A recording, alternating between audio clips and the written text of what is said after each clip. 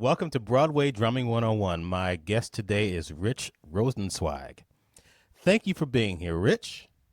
It's great to be here and finally see you, not in the flesh, but to see you, Clayton. Yeah, after knowing about you for a long time.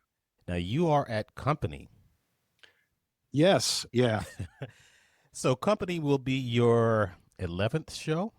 I think that's correct also. Yeah. Ever since then, you lose track of certain things that you had been keeping track of before. But that sounds right. Well, we're going to go deep, a deep dive into your history because I'd like to know how'd you get to 11? You started out by playing drums at, I guess, 11 years old, correct? That sounds about right. It was after taking a few years of an obligatory few years of piano lessons in my family. I'm the oldest of four boys, and my parents were very much into the arts. My mom plays piano, and luckily, arts, all of the arts were a big part of my childhood. So I had the few years of piano. I sort of liked it, but that particular discipline wasn't hitting me at the age of 9, 10, 11. And drumming seemed like fun. I can say clearly that I wasn't the kid who was banging on pots and pans beforehand, and the parents said, all right, give him a drum set, let him get it out of his system. I kind of moved to drums. I wish I could say what the epiphany moment was, but I took the lessons in grammar school, which were group lessons with the woman music teacher. And I only make a point about that is because that would have been at that time in the 60s, very clearly a music teacher who knew a little bit about everything. We all had our drum pads and we took the group lessons. It seemed like fun. And then it took not only the love of music, which was what I was obsessive about, and a teacher that I got, I think towards the end of my years in junior high, a guy named Harry Sabanjan, who actually died relatively young, but was a fun guy to have. And he came over the house. And so I got those lessons with him for about 4 years. So, what are group drum lessons like? I don't think I've ever really done that, Yeah, especially as a kid. I think at least in our school system, if you took an instrument in grammar school, I guess all the kids who played that instrument would gather in the music teacher's office. In that case, there was only one music teacher. So we had, wow, this might sound real prehistoric, wooden drum pads with a layer of rubber on top. Oh, yeah. And we all learned the rudiments, took the lessons, and then my parents opted to get me a used snare drum when I was about 12, but I quickly needed to graduate to some sort of drum set. So sometime around my bar mitzvah, I think, I graduated to a Ludwig standard set. Oh, I'm sure everybody on your show reminisces about that first drum set, what it was like. I think it wasn't quite that tiger stripe, but got the three-piece kit. Very frustrating that I didn't have that floor tom to make the full tom fill when I first started out. It was two Ragtimes? No, just one. Boy, I guess it would show my age that to get a drum set with two rack toms, no, I guess by 1970 or 71 you could have, but it was just one rack tom. And I remember as an aside, it's funny we're talking about this. In camp, I wanted to sit in with a drummer who was playing in a rock band, and I'd never played with a band before, but I thought I'd learn a beat or two. And I did have a floor tom. He did not have a floor tom. And when I went to make the fill, I went around and literally, even though I could see in front of me, there was no floor tom, I played, it was like an air ball for a drummer. But anyway, that's just a bizarre story about remembering your first drum set and those awkward years. You played in a basement of your house? Oh, yeah, the classic basement situation where I guess to a certain extent I drove my family crazy. I also practiced in my bedroom, which was pretty small, but that's where my first little stereo was, where I would practice to records. But either way, it was noisy. And when I would jam with my mom, who would play piano, that might be fun, but still, To this day, I guess, unless kids grow up with a drum set where they plug it in and put their headphones on, that's one thing that wouldn't have changed, is just driving your family crazy. So you used to play to the radio, or did you play to records when you were little? Like, what was your? Because of my age, you were going to say. No, that's a good question. I certainly listened to my transistor radio or the clock radios. That was always exciting to get the new upgrade when they went from analog to digital. Listened to the radio all the time, recorded with my Craig cassette recorder, the top 40. But I had a record player, and I can remember that the first singles that I played along to, Evil Ways by Santana, maybe a Creedence Clearwater Revival tune. I don't remember which one. And then I wasn't just getting singles. I mean, Beatles, the Monkees. Even before I played drums, that was a cool pop culture thing to get into when you were 8 years old or 9 years old. But the Beatles definitely. And then jazz really grabbed me pretty early on. Before you went to, you went to college, I'm assuming. Yes, I did, but way before. Actually, if I talk about it, even though all of us drummers talk about the phases we went through, for me, at least in my world, getting into jazz was not an anomaly, but it was rare. But the reasons for that were my parents liked it. And even though they were the earlier generation, I didn't fight them too much on their tastes because I got exposed to everything. And they loved the big band era stuff. And I still loved it. I think bridging that gap had a lot to do with Buddy Rich, because most drummers are going to go through that Buddy Rich phase. And if you were lucky enough and old enough to go hear him, that was too much of a no-brainer that he was going to blow you away, whether you were into jazz or not. So you're exposed to that. And as a result, you hear the music. And something that was very momentous for me was getting into big bands at that age, and Maynard Ferguson, which was a big thing in my high school. I would hear big bands from the time I was 13, and Buddy Rich came through town a couple of times. One time he was replaced last minute by Louis Bellson, and it was amazing. But soon after, Basie's band came through, and I went to hear them with Harold Jones on drums. And I can say, remembering very clearly, how as exciting as Buddy's music was, and again, not taking away from that, but dynamically and musically, Basie's music and the drumming that went with it really had an effect on me. So that kept me really into jazz. And then the other thing for me, notably in high school, other than wanting to play in the jazz band, was one of my classmates was the son of pianist Teddy Wilson, one of the great jazz pianists of the swing era. And his name was Billy. And we formed a jazz quintet with another high school mate of mine, Jim Hines, who wound up becoming a very important trumpet player in New York. And we had a quintet called Take Five, and we were into playing all kinds of jazz, and we did a lot of club date type things, but we were a bunch of 15, 16-year-olds who were playing music for the older generation.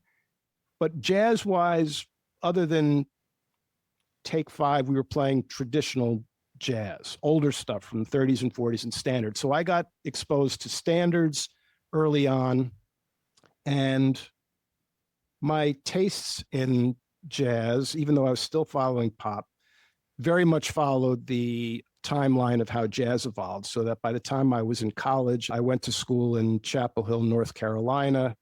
Didn't major in music because my goal was just to get a good liberal arts education, and didn't decide to be a drummer till I was probably a junior in college, where I thought, if I don't give this a try, I'll regret it the rest of my life. But in college, I got into bebop and then beyond.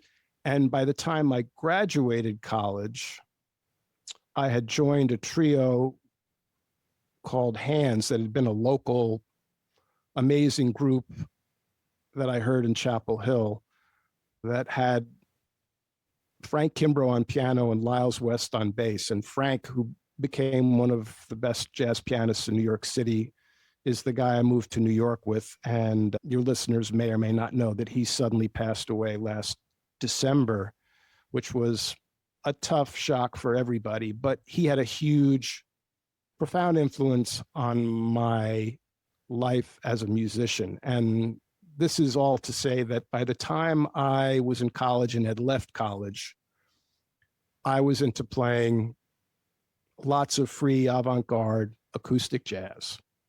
So that sort of takes you up to my bio, eventually moving to New York about a year after I graduated.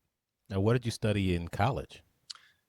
At the school there, they had a major called RTVMP, which was radio, television, and motion pictures, which was sort of their communications department. And I was really into film and radio. And I thought that not only because of that, but because that particular major required that you take a lot of liberal arts. And I was always, though it goes against the stereotype of musicians, the kind of person who leaned towards history and English as opposed to math and science. And that was my comfort zone. And that's what I wanted to get out of Chapel Hill. Musically, they had a pretty decent music department for a big university. I played in the jazz band. I played in the wind ensemble. I did a lot of gigs on the outside, but it wasn't my major. And I don't regret that. Now, why University of North Carolina, Chapel Hill, and not someplace closer to home?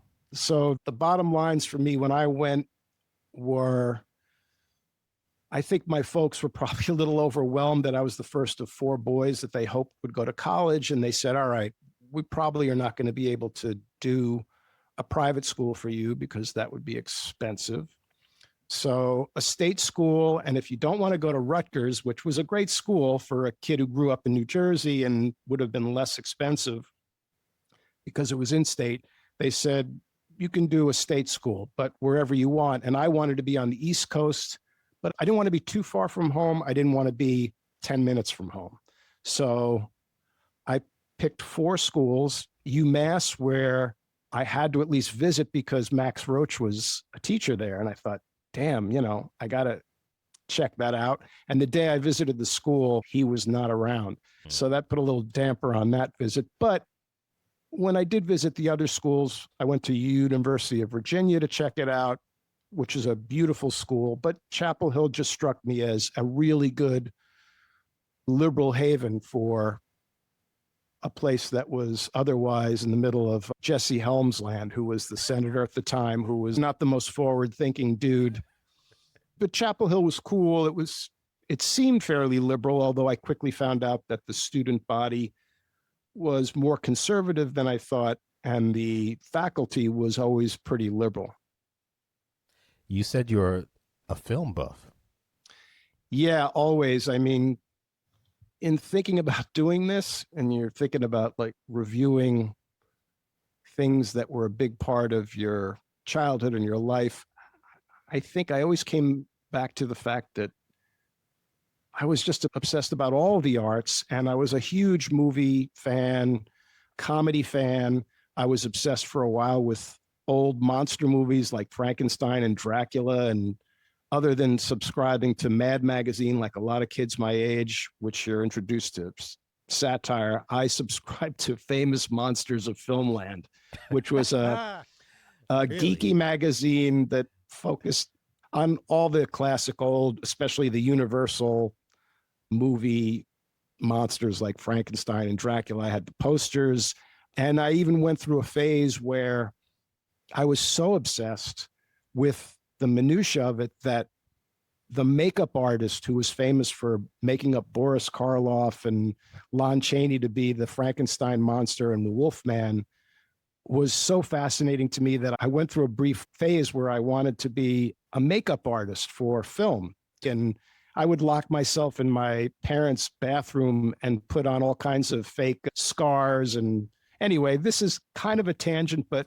as Yeah, you and but I were, this- but I guess like you and I were briefly talking about before, it's all part of whatever makes up a person's persona. And all of these were obsessions, but in the end, not only music won out, but jazz in particular. And I'll even say that beyond being obsessed about drums, I think I was also that type of musician that it was more about the music and wanting to be a part of music in a bigger sense rather than being a drumhead in terms of it being all about the gear and being obsessed about the drummers who had incredible technique, which was all cool. But in the end, I was more obsessed about the music itself. This interesting thing about that is that talking to the drummers on the podcast, even especially Warren Oates, when I spoke with him, he kind of changed my perspective on what I do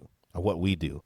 It's not just getting up there and playing a groove or playing a shuffle or whatever groove you're going to be playing. You're supporting the entire picture there, and you're helping paint a picture and support the people that are on stage. And of course, you're one of the pieces of the orchestra, Right. paying attention to the conductor, who's the liaison between the orchestra and the actors. And that conductor is basically helping with creating the visual and the audio and connecting those two. But in addition, of course, you're part of the entire organization where your snare drum hit will trigger a light, a dance cue, or some piece of furniture moving on. So looking at what you're talking about, being Right. a film buff, and I was just going to ask you about doing, even thinking about doing soundtracks. Right. Did you ever, look when you look at films? Do you look at it from the bigger picture? Did you ever think about getting into that aspect of filmmaking?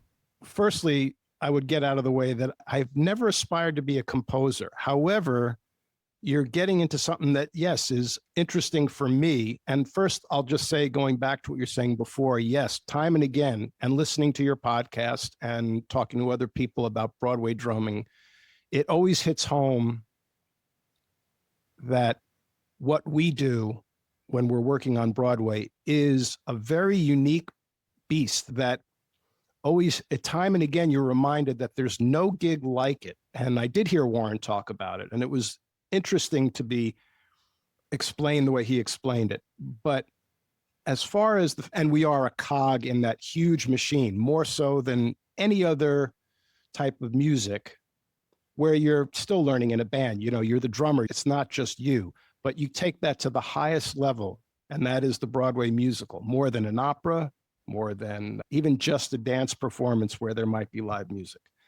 Now, having said that, as far as connecting the visuals to music, I have always been obsessed with music soundtracks and how they affect film, and became a fan of certain film composers pretty early on. And certainly before John Williams, who was maybe the first star film composer of the last 50 years. But let's see, I think two composers in particular come to mind, and they had an effect on me musically, were Bernard Herrmann, because I was obsessed early on with the film Taxi Driver. And when you get into all the aspects of it, not just the actor and maybe what happens in the action, but damn, why does this movie look different? And damn, that music just stays with you. And I learned it was Bernard Herrmann who composed that score and then proceeded to pass away the night they finished recording it. And then you look back and say, his first film was Citizen Kane, and everything in between was monumental. He composed about 5 or so of Hitchcock's scores. And yeah, if you've seen Psycho and you ask anybody, what are the things they remember about it beyond the shower scene, they're going to say it's that music. So this hit me early on, and I wanted to know more about Bernard Herrmann. I even did a paper in college about the music to Citizen Kane. The other composer was Ennio Morricone, who just passed away recently. And I remember going to see Once Upon a Time in America in New York early on when I first moved here. I remember going to see it, and it was not what you would call the director's cut. It was a much shorter film, shorter meaning 2.5 hours. It was a big gangster epic, but it was made by an Italian, Sergio Leone, the guy who made all the spaghetti westerns, which in America for a while, I think a lot of people thought they were funny because it was Clint Eastwood and the rest of the actors were Italian, and it was dubbed and there was very little dialogue. But that music, and this is also, again, way beyond just the hit single record that they had with the theme to The Good, the Bad, and the Ugly. The music that Ennio Morricone wrote, just, you were left with this not as good shorter version. If you see the longer, I guess you would call it the director's cut, it's amazing. But that music really stayed with you. And I had a couple of friends who were not musicians. And after I saw the movie, I talked to them and they said, oh yeah, Ennio Morricone, we have a club where we get together and just listen to Ennio Morricone records. Wow. And I'm saying, wow, that's a pretty deep dive. This would have been in the mid 80s. But that music stays with you. And I mean, I'm not going to go through the list of his credits, but he lived to his mid 90s and his resume is incredible. And I'm sure a lot of your listeners know who I'm talking about. And then to just bring this full circle, by the time I formed my own jazz septet in the 90s, I wanted in different ways for it to be distinctive. And what can I do that, without forcing it too much, that will make this band a little distinctive? And one of them was to play arrangements of film score, not just the theme song, but music. And on our first of just 2 CDs, on our first CD, we did a suite of music from Taxi Driver. And on the second one, which was arranged by our trumpet player, Ron Horton, who remains a great friend and is an incredible jazz trumpet player. And on the second recording, we did a suite of music from Once Upon a Time in the West, which was Sergio Leone's epic Western that had an incredible Ennio Morricone score. And that sort of brought full circle this obsession I've had with film music. The suite for Once Upon a Time in the West was arranged by the guitarist Pete McCann, who was in the group, who's also another great musician in New York. When you left college, you came to New York City, was the focus to play jazz, or was it to play any kind of music? Was it the film scoring, or I know you do screenwriting now, or you've been doing it for a while, but what was your focus right after college? Or did you not have one? It's funny you put it that way, but that's a really fair way of asking the question, because I think for a couple of reasons in particular, my focus wasn't very focused when I first came to New York. I moved here with the trio, with Frank Kimbrough and Lyles West. We moved to the little railroad flat that I'm still in by myself. And I think it was just to play. I didn't really have a plan. And I thought if and when I got married and had kids, that would force the issue. But I don't have kids. And it's been a little easier for me. Boy, it's weird to confess this, but it's been easier for me to coast a little bit more without the pressure of raising kids, to stay a little more of the bohemian, I guess. I think that enabled me a little more to sort of coast for a while. I had a couple of day jobs that were freelance. I played all kinds of gigs, and in my heart, I wanted to play jazz, but I eventually realized that to be a jazz musician that made a living, as we all know, is 1 in a million. And when I found myself playing a lot of club dates, weddings and bar mitzvahs and things like that, I thought, this schlep is not what I want to be doing when I'm 40, 50, or 60. So in my case, and it probably applies to a lot of your other guests, I thought this show thing, which I grew up going to Broadway shows, I love them, but my musical taste sort of evolved into different areas. But what I discovered in high school and college was playing Broadway musicals was tons of fun. You really had to call upon so many different things. And doesn't this bring us back to what you've discovered with all your guests and what you've lived yourself big time, which is you really have to bring together styles, a certain level of technique, reading music. And in the end, a big part of it is just having done it enough so that you know what the conductor wants and what they expect, and a certain shorthand so that it doesn't take long to get there. So all of that, along with not having to schlep your drums night after night and do 4 hours in a tuxedo, but doing a show, being part of an artistic endeavor and product that in the end could be a really big deal. And it'll even seem that way. Even this sounds so not condescending, but you play dinner theater, you play summer stock, you do community theater, which all of that I did. I just slowly worked my way up the ladder in a very linear, stereotypical way. You get to be surrounded by a huge pool of talent, not just the musicians. And when you're that cog in a big machine, there's a certain level of fulfillment and satisfaction. And the other obvious thing is the steady work and knowing that the gig is there.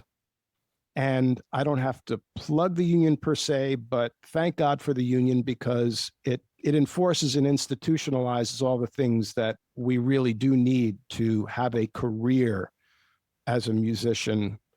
The obvious things being pension and welfare, and the less obvious things of making sure there are good work conditions and dealing with a capitalist profit system where certainly the people in charge are going to try to get the most for the least amount of money. And we want to make sure that we are regarded with a certain level of respect. And so all that's been great, but all of those things made going into the show world, in my mind, the best bet to have a career as a musician.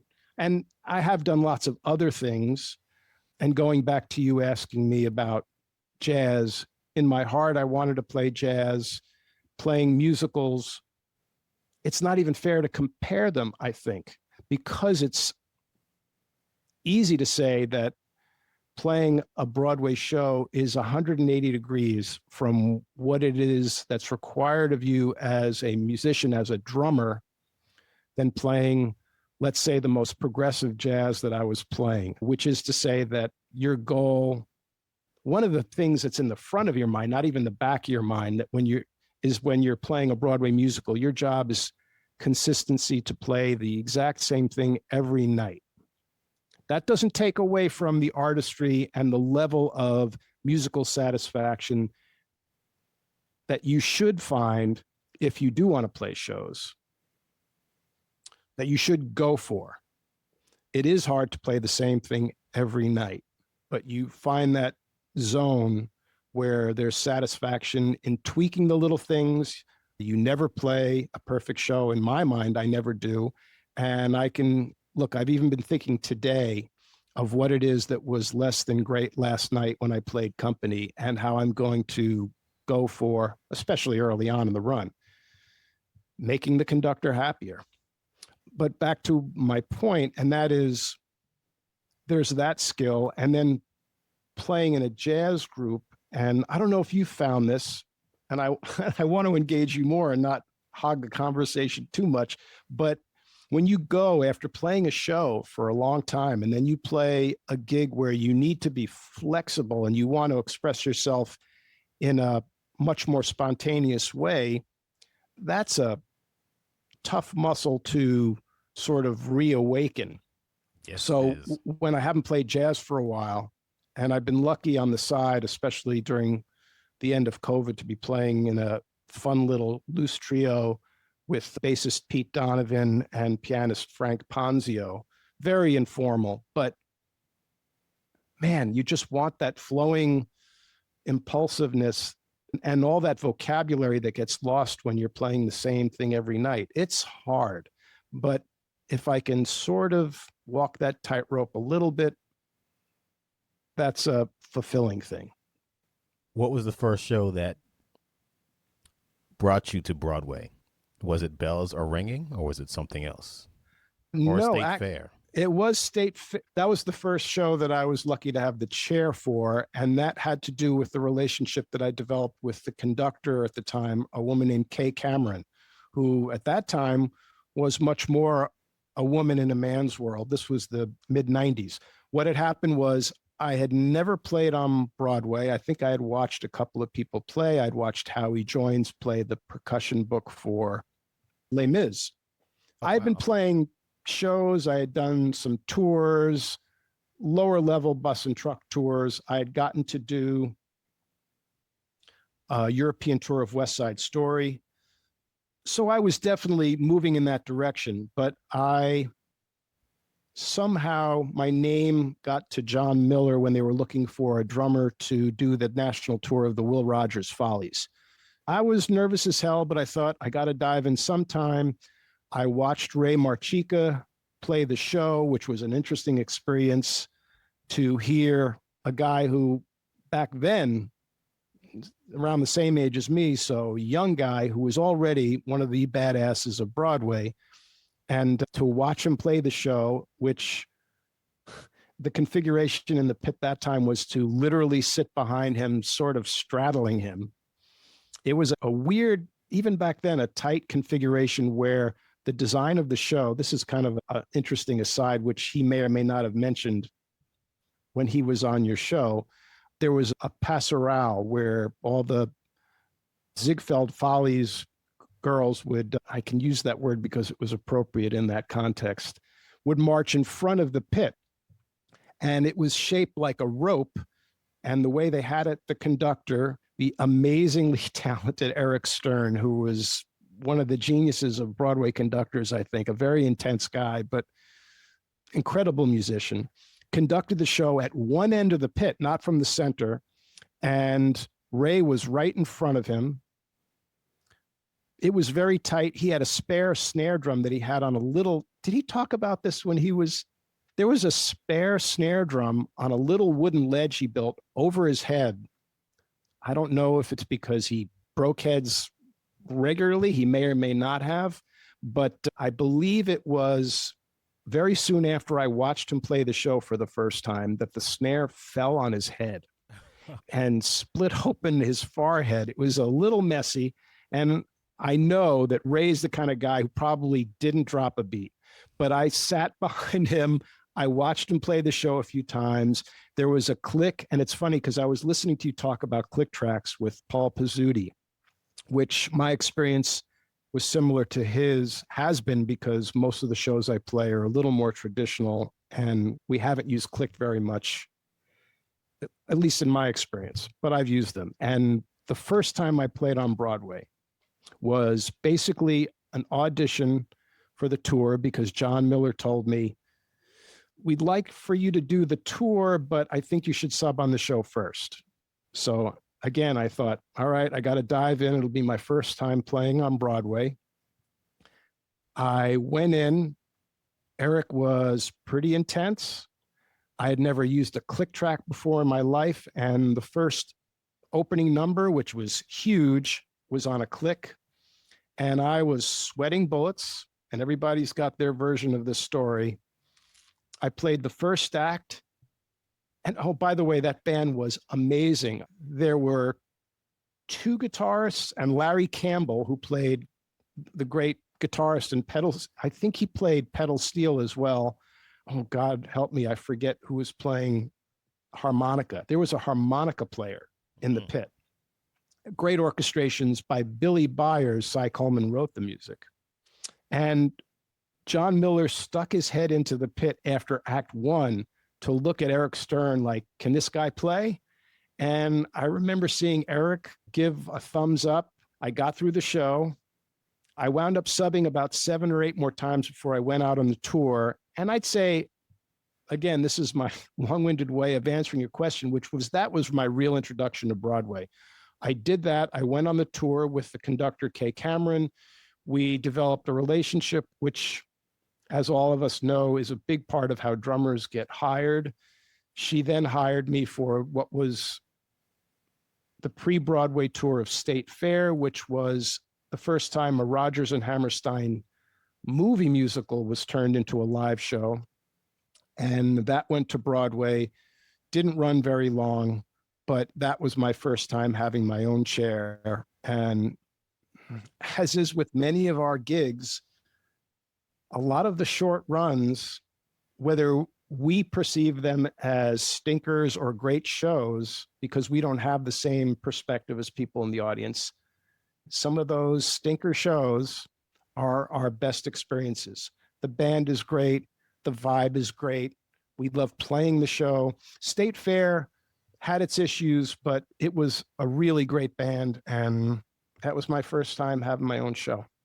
So State Fair lasted for how long?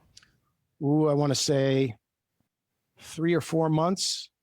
What I do remember is it was an okay show. The kind of funny thing was the whole show is about a prize pig that was entered into the Iowa State Fair. We had a great cast: John Davidson, Andrew McArdle, Bing Crosby's wife, Catherine Crosby, Donna McKechnie, Scott Wise. Big cast, 25-piece orchestra, I think. But we had no pig. So they referred to the pig the entire show. And no live pig? No live pig, which probably would have been a disaster. It might as well be Spring, a beautiful song, classic Rodgers and Hammerstein music that nobody had heard live in a musical because it had been done as a movie. And we wound up opening up, among our other challenges was, I believe we opened up at the same time a very celebrated revival of The King and I opened up, which was a story of a few shows I did. And I guess everybody has these career memories where Bells Are Ringing, the second show I did, which also didn't do well for several reasons, even though it was a blast to play. And those were Don Sebesky charts. As an aside, I watched Paul Pizzuti play that revival of Kiss Me Kate, mainly not because I was going to sub, but because Don Sebesky had orchestrated that show. And he quickly, in his brief time orchestrating for Broadway, because he was one of the hippest jazz orchestrators of the 70s and 80s, quickly got a reputation for writing really complex orchestrations that gave every musician a shitload to do. He was told, all right, here's a classic musical like Kiss Me Kate or Bells Are Ringing. It was written for 30, do it for us for 15. And he would write the shit out of it and then give it to everybody. And at the rehearsals, I mean, the joke was the sound of brass playing Don Sebesky charts was the sound of dropping mutes. And there would be a drummer who had to play percussion. And we've all done that, but Don just wanted to put it all there. And he was a great guy. And at rehearsals, you'd say, Don, I just don't think I can do a triangle roll and a timpani pass and play a shaker at the same time. And he'd just smile and go, just do what you can do, man. But you knew he was the kind of orchestrator who had to just put it on the paper and try it. So I watched Paul play Kiss Me Kate. It was a little terrifying because he was, and this was before a Billy Miller machine. And as you know, when you're playing a show that has drums and percussion and you're the person, you're inevitably sticking a triangle beater in your mouth and a slide whistle under your armpit. And I watched him do it. And it just seemed very like, how the hell would I sub on the show? But I wanted to watch him do it because about a month later, I was going to be doing Don Sebesky's arrangements of Bells Are Ringing, which was a great score and just didn't do well, but I had a blast. You are a film buff, and you probably have a lot of films that you like, that you admire. Have you ever said, you know what, this would be a great Broadway musical?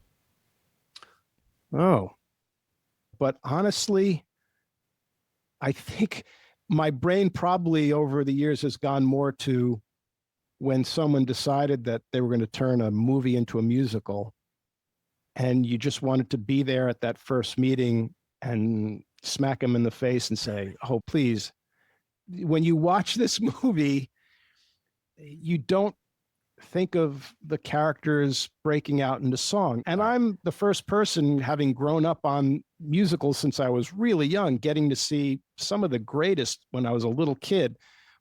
So I understand the suspension of reality and seeing characters break into song, but I don't think that way, mainly because I tried to educate myself with film as best as I could so I could understand things in a cinematic way. And there are so many things that are specifically cinematic that have very little to do with live stage anything, not just musicals. So they're just two different. I think basically what I'm saying here is I was much more aware of what made those two art forms, live theater and film, two distinct art forms for very specific reasons. You get beyond entertainment and whether it's meant to be the documentation of a real life or a made up fairy tale. But beyond that, they're just two different art forms. So my brain would rarely ever go to. Let me ask you a question before sure. you go on. I'm just going to throw one out there. Would it be a hit or a miss? Taxi Driver, the musical. If someone was really clever, it would be a hysterical comedy. But your question, which was, hit or miss, Taxi Driver, the musical. I had something poignant to say there. Sometimes I used to do this on Facebook a lot. It's like, man, because one of my favorite cult classics is The Warriors. I don't know why I like it, even though it's a bad movie. But just says something about New York City, 1979, which I found mysterious. And I got here, and I'm like, ugh. I wouldn't want to have lived back then, but I think the gangs are cool, But anyway, The Warriors, the musical, I couldn't imagine all of a sudden the gangs all of a sudden breaking out in song. But then I started thinking about all the stuff that they put together in these Art Broadway shows. I'm like, Carrie the musical? And it's like, wait a minute. I better stop giving out these ideas because The Warriors, the musical, could either be really funny or really stupid. But right. Taxi Driver, the musical. Here's the thing. That's a really good question to ask for a few reasons. One being that we think about things in terms of commercialism and which things were hits. But the truth is, if you have the right artists behind something, the sky should be the limit. It's art, and it should never be held back by someone thinking it's a silly idea, because it all has to do with who wrote it. And it's funny you should mention that, because there was a big article in the New York Times just today about West Side Story and about people talking about how relevant it is today and how dated and unwoke it is because the movie's coming out. And yes, that's the perfect illustration of talking about, do you want to see a bunch of kids in a gang singing and dancing? And the truth is, it's a hard show to pull off for that reason. But in its purest form, without a doubt, that music is arguably the greatest, as far as I'm concerned, the greatest music ever written for a musical. I hate to say the greatest anything, but in my mind, when I was a kid, seeing a high school production of it, it really grabs you. And that's really a testament, not to the idea of saying, let's do Romeo and Juliet, which is a very romantic story on top of it being a very violent story, and set it to music and dance and modernize it. In 2013, I went to San Diego and played a show called The Last Goodbye. And it was the story of, it was Romeo and Juliet done to Jeff Buckley music. So it was the classic story done to something that was relatively modern. Didn't go any further than that, but it was interesting. It was dark. It was violent, but the music was great. And they needed to work on some stuff, but people had an idea and they just made it happen. Those are all good things that are actually even making me think right now, which is that I am the first person, I might not say it out loud, but when I hear someone says they're doing a musical about King Kong or they're doing a musical about Spider-Man, and you want to go, oh, really? Please.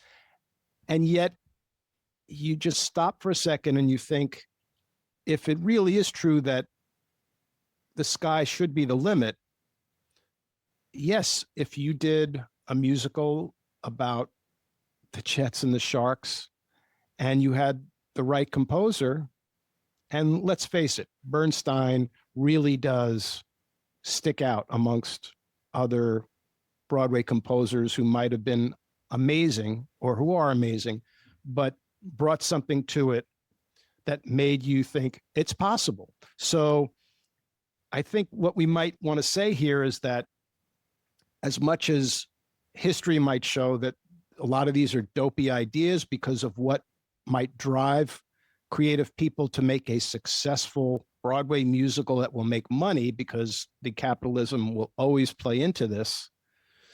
And knowing that that's a big part of it, you should never quash the sky's the limit concept. And I guess all I have to say is Hamilton, a show that I've never seen, I may or may not like because I'm not super in sync with hip hop music, and I can't comment on it as much as I know a lot of the creative people involved. But let's face it, that was not motivated by commercial possibilities as much as a talented up and coming star, Lin-Manuel Miranda, thought, I love this story. I'm setting it to music. And if he explained it to somebody who didn't know who he was, they would roll their eyes. And clearly, across the board, people have found it artistically, not just commercially, but artistically, a really important piece. Your entrance into the Broadway sphere or community started with State Fair, then another short one with Bells Are Ringing. You eventually did, speaking, I think it was it's funny. I'm going to back up a little bit. I really don't know much about Broadway movie musicals, and I'm learning as I go. And I don't even know much about Broadway, and I'm learning as I go. 20 years in, I'm still learning who the famous composers of the 40s and 50s and 60s were. Right. And a little short story, which I've told a number of times on the podcast, is that when I was doing a show called Tick Tick Boom back in 2001, Jonathan Larson would always talk about. I'm going to interrupt. Did you do that? I saw Jonathan Larson perform those tunes at the Village Gate. Oh, really? No. Does that? Okay. I didn't do that. No. There may not have even been drums in that, but go ahead. Yeah. I think there was. I don't know who was on, doing that back then. I was trying to be a rock star back in the 90s, but. Well, we all are at some level, metaphorically and or literally, but yeah, go ahead. In 2001, when I did Tick Boom, he was always talking about Stephen Sondheim, and at the end of the show, there's a voice message from Stephen Sondheim. So during rehearsals, I think I asked Stephen or Remus, I was like, "Who the hell is Stephen Sondheim?" He was like, "Shh." Right. Don't say that out loud, at least around theater people. Yeah, exactly. It's like being in a jazz club. Miles Davis, who's that? Yeah. I learned who he was, and so I'm going back over a lot of. I didn't really even know who Audra McDonald was when I got that gig playing with her. I was like, my girlfriend was like, "Oh my God, you with Audra McDonald? She's about to win her 6th Tony Award." And blank. I'm like, okay, we play some jazz. But anyway. And by the way, you sound fantastic. I as you may know, I played a little bit of What a Little Moonlight Can Do. Yes. With the trio and Audra singing her, I almost want to say bizarrely incredible impression, because that's not her voice normally. And I was telling George Farmer how the rhythm section not only was swinging and great, and how great you all sounded, but how particularly appropriate was for that particular time and place that you were trying to recreate, which partly because of my movie music obsession, I'm obsessive about. So I'm just saying as an aside, you guys had a great groove that you copped on that. Anyway, that was the Audra Thank you. McDonald thing, but go ahead.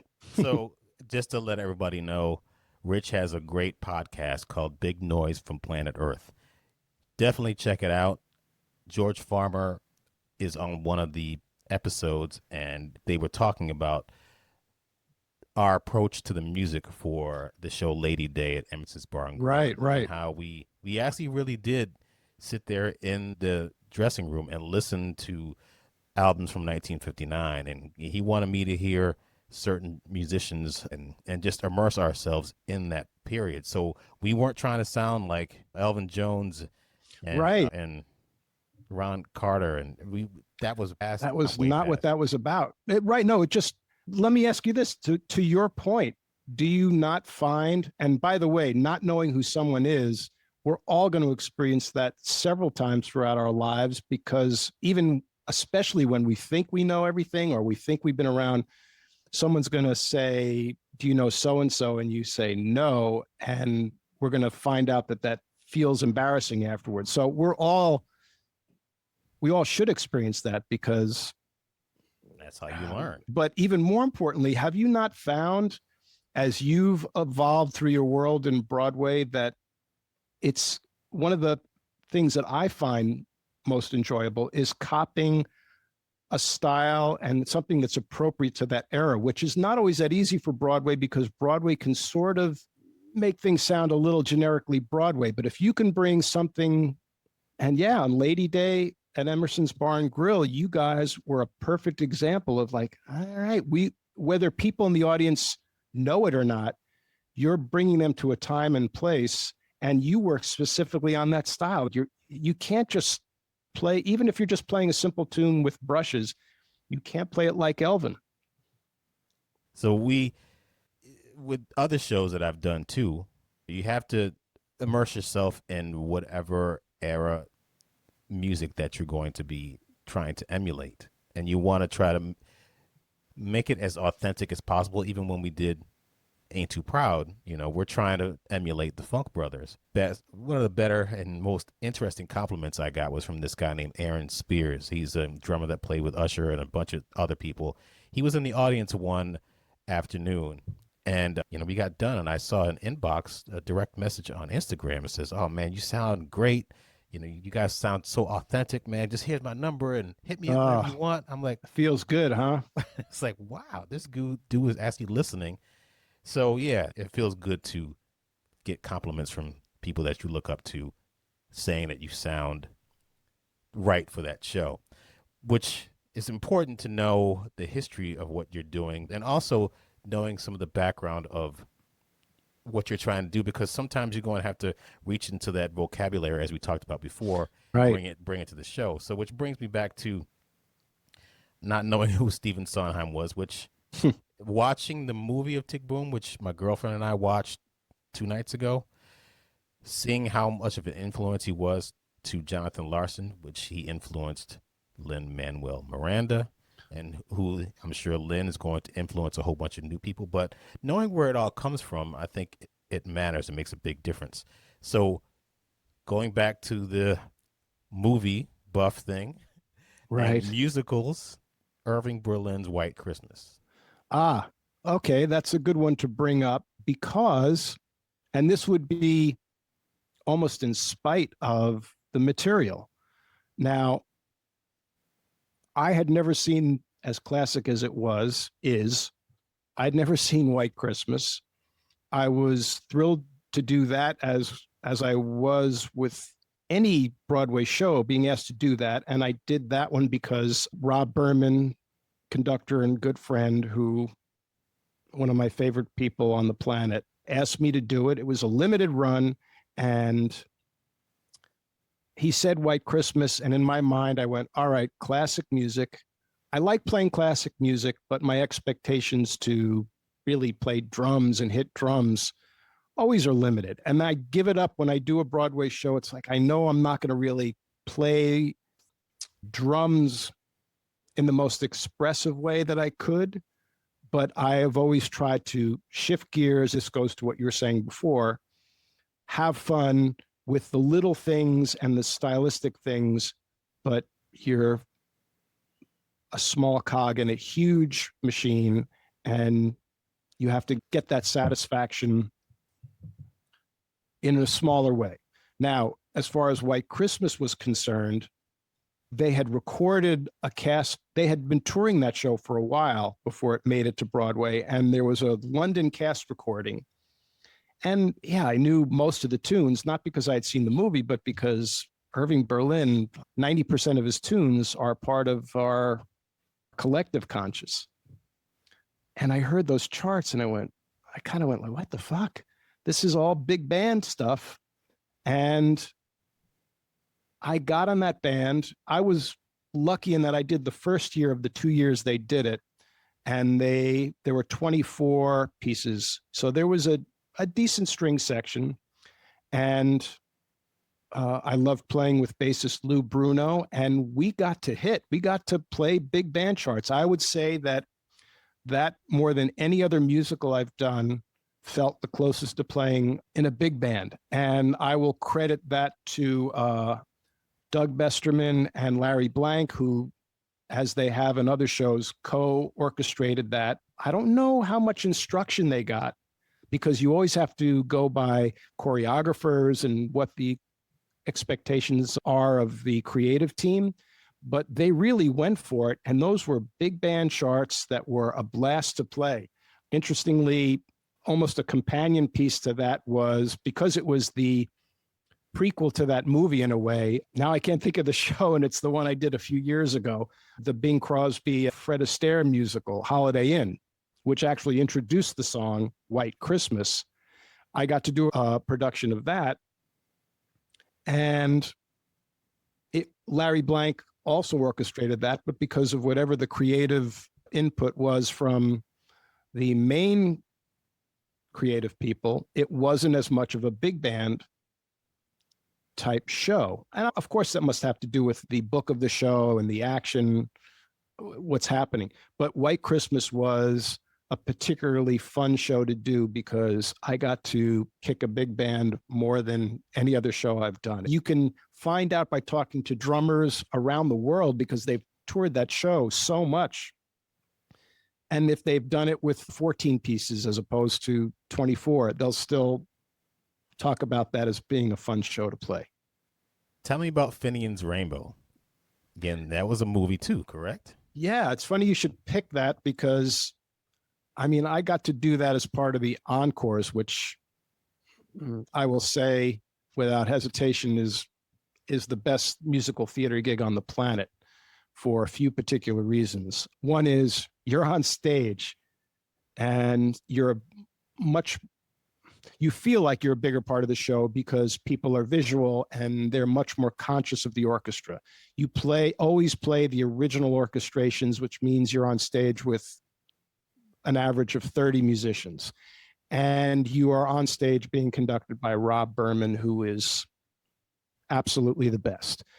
Now, I've done, 20 some odd of those, and Finian's Rainbow was kind of special in that it really illustrated a very sweet, old-fashioned musical, particularly dated, and it doesn't have to be pejorative at all. I think people should see things in the context of when they were out, and as you know, it dealt with race relations in a very, I don't want to say it was forward-thinking, because Broadway is rarely forward-thinking, but it still might illustrate a certain liberal mindset at the time. Of course it does. But it's certainly quaint and clumsy now. It was a Broadway classic. It has its charm. You go see it, and afterwards, if you talk about it, you talk about why is this kind of dopey and why are these race relations that they're dealing with clumsy now. But Finian's Rainbow was special when I did it because it was maybe the best example of what the encores meant to me, which was I grew up listening to a lot of these classic records. It was kind of forced on me when I was a little kid. My parents even took me to see Ethel Merman in a production of Annie, Get Your Gun when I was a little kid. Probably scarred for life from that. But all these tunes were things that I heard over and over again. And when I got to do the encores, I was getting to do those exact charts that the original musicians did. So as much as a lot of the standards that I wound up playing in musicals over my life, I really knew those tunes because I heard Sinatra sing them, or I heard Train play them, or Miles play them. I'm getting to play them in their original form and with a really great orchestra. And that is a singular thrill for doing the encores for me, which is what it should be, because that's the whole point of the encores, is let's recreate it so that people now can see a semblance of what it was like to see Finian's Rainbow in, that would have been the mid-late 40s. 47, I think. Yeah, and it was weird. One of the luckiest moments in my life was they later decided to transfer that to Broadway.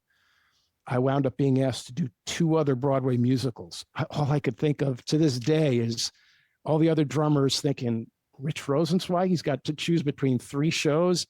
I was asked to do that, revival of Ragtime with also a great conductor and friend of mine, Jim Moore, and also a revival of Bye Bye Birdie, which I did a workshop of, which Paul Pizzuti wound up playing, which is also great tunes. We did a workshop with Charles Strauss there, the composer. It was kind of bizarre for me to luck out, but it was just the timing. And Bye Bye Birdie was technically going to be a limited run because I think it was roundabout. And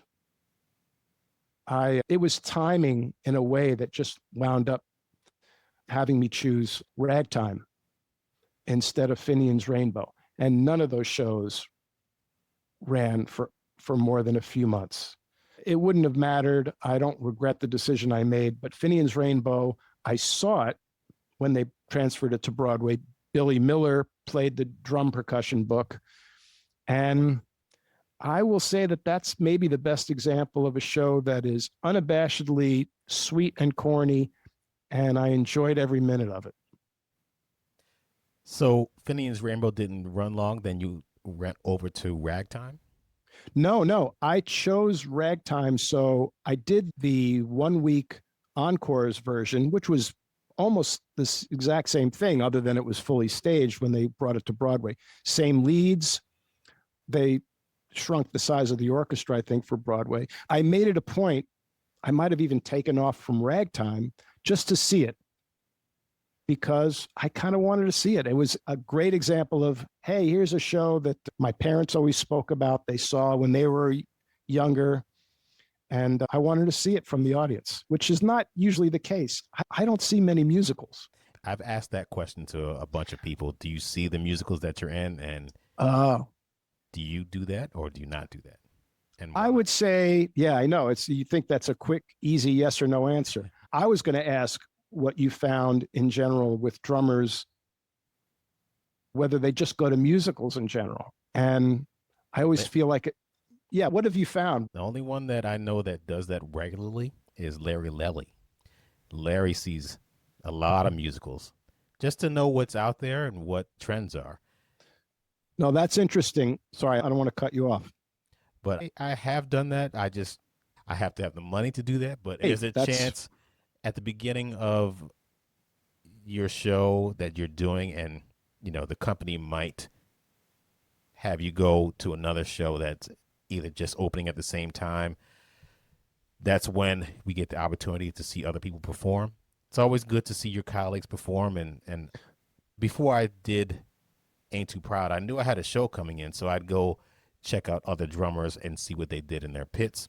But I like seeing the shows that I do for a couple of reasons. One, I want to see what it sounds like. Also, want to see what this show is, to know when you're playing a show and you're originating the show, you're in the rehearsal room and you're working with the conductor and you're working with the choreographer, and you're the one that's coming up in conjunction with the choreographer with the hits or whatever. And of course, the dance arranger might also give you some instruction as to what to play also. But when you're watching it from the audience, you can see why they're kicking their legs up, or where and what is being triggered when you play a certain drum hit. And then you get to see the entire picture, and you understand why you're doing it. Well, let me ask you this. Have you been surprised You think you're in the room with piano and you're watching all this stuff evolve. And yeah, you see it over and over again. And people think, oh, you already know exactly what the show looks like. And without fail, when you see it from the audience, you never really put it together so that you had a clear image of what it was what you just saw when you go to see it from the audience. And I'm almost always pleasantly surprised that what it looks like meshes with the music. You play it night after night. And, I say this as someone who doesn't go to musicals much for all the reasons you were talking about. It's expensive. I feel like when I have the list of things that I need to do when I have a night off, going to a Broadway show is usually not on the list. And another point that I'm sure you were going to come to, and which you're also making, which is I've taken off to see the shows that I was playing, but I have a feeling other guests of yours who are all very forthcoming confess that I think it's okay to say this, and sound people will not be crushed. Right. Because this is a psychological thing, not just an artistic thing. And that is when you're sitting in the middle of that sound, and yes, our egos are saying the band is the most important thing. Okay, there are singers, but you hear every little nuance of that orchestration, not even selfishly as a drummer, if you want to hear everything with the drums, but you hear all of that. And then you're reminded, no, you're there to serve the singers. And on top of that, no, it can't sound like a record, the records you hear, or the other live performances you hear, because you really need to hear those lyrics. Right. It's one thing if you can buy a record and figure out the lyrics, but it's all about how it all goes with the band and the musicians, and it might be a dance record or whatever it is. You have a show, not only is it the composer, if they're alive, they want you to hear those lyrics, but those lyrics have to drive the story, the narrative.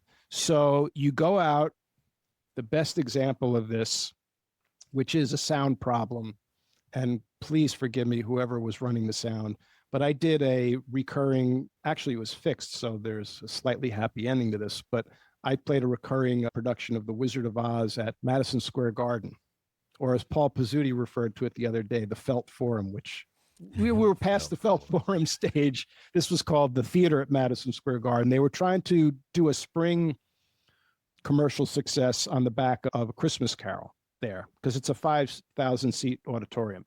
So we did a production of The Wizard of Oz, and it was meant to be a live. I keep doing musicals that are live musicals that were started out as movies. And they really wanted to, a huge theater, they wanted to give people a live version of that movie, which is so iconic. And we were only 20 pieces, which you and I would think, it's a 5,000 seat auditorium. Man up, go for it. Have a 50-piece orchestra is what we would really love, but okay. But 20 pieces, they built a pit because there was no pit. So we were on the floor in front of the stage. Huge visual experience.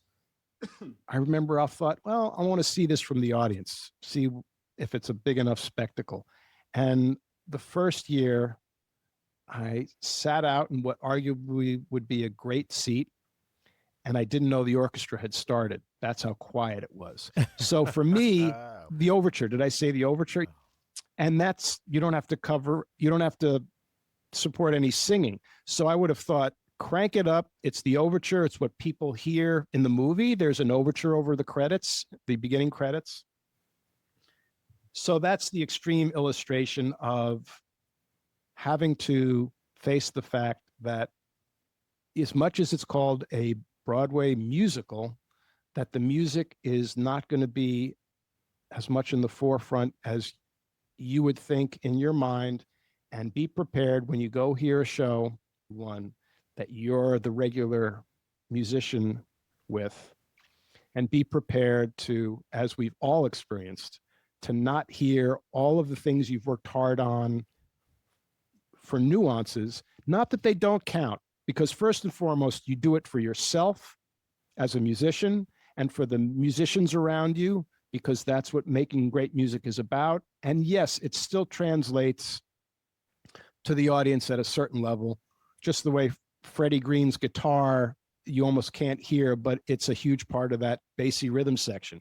So don't ever take the nuances for granted. But when you're out in the audience, not only do you not hear it, this is interesting, but your attention is, especially since you've seen the show, but you've seen it from where you're playing drums, you're taken by what you're seeing and the performances, which have so much more depth than you think when you hear it every night, but don't see it.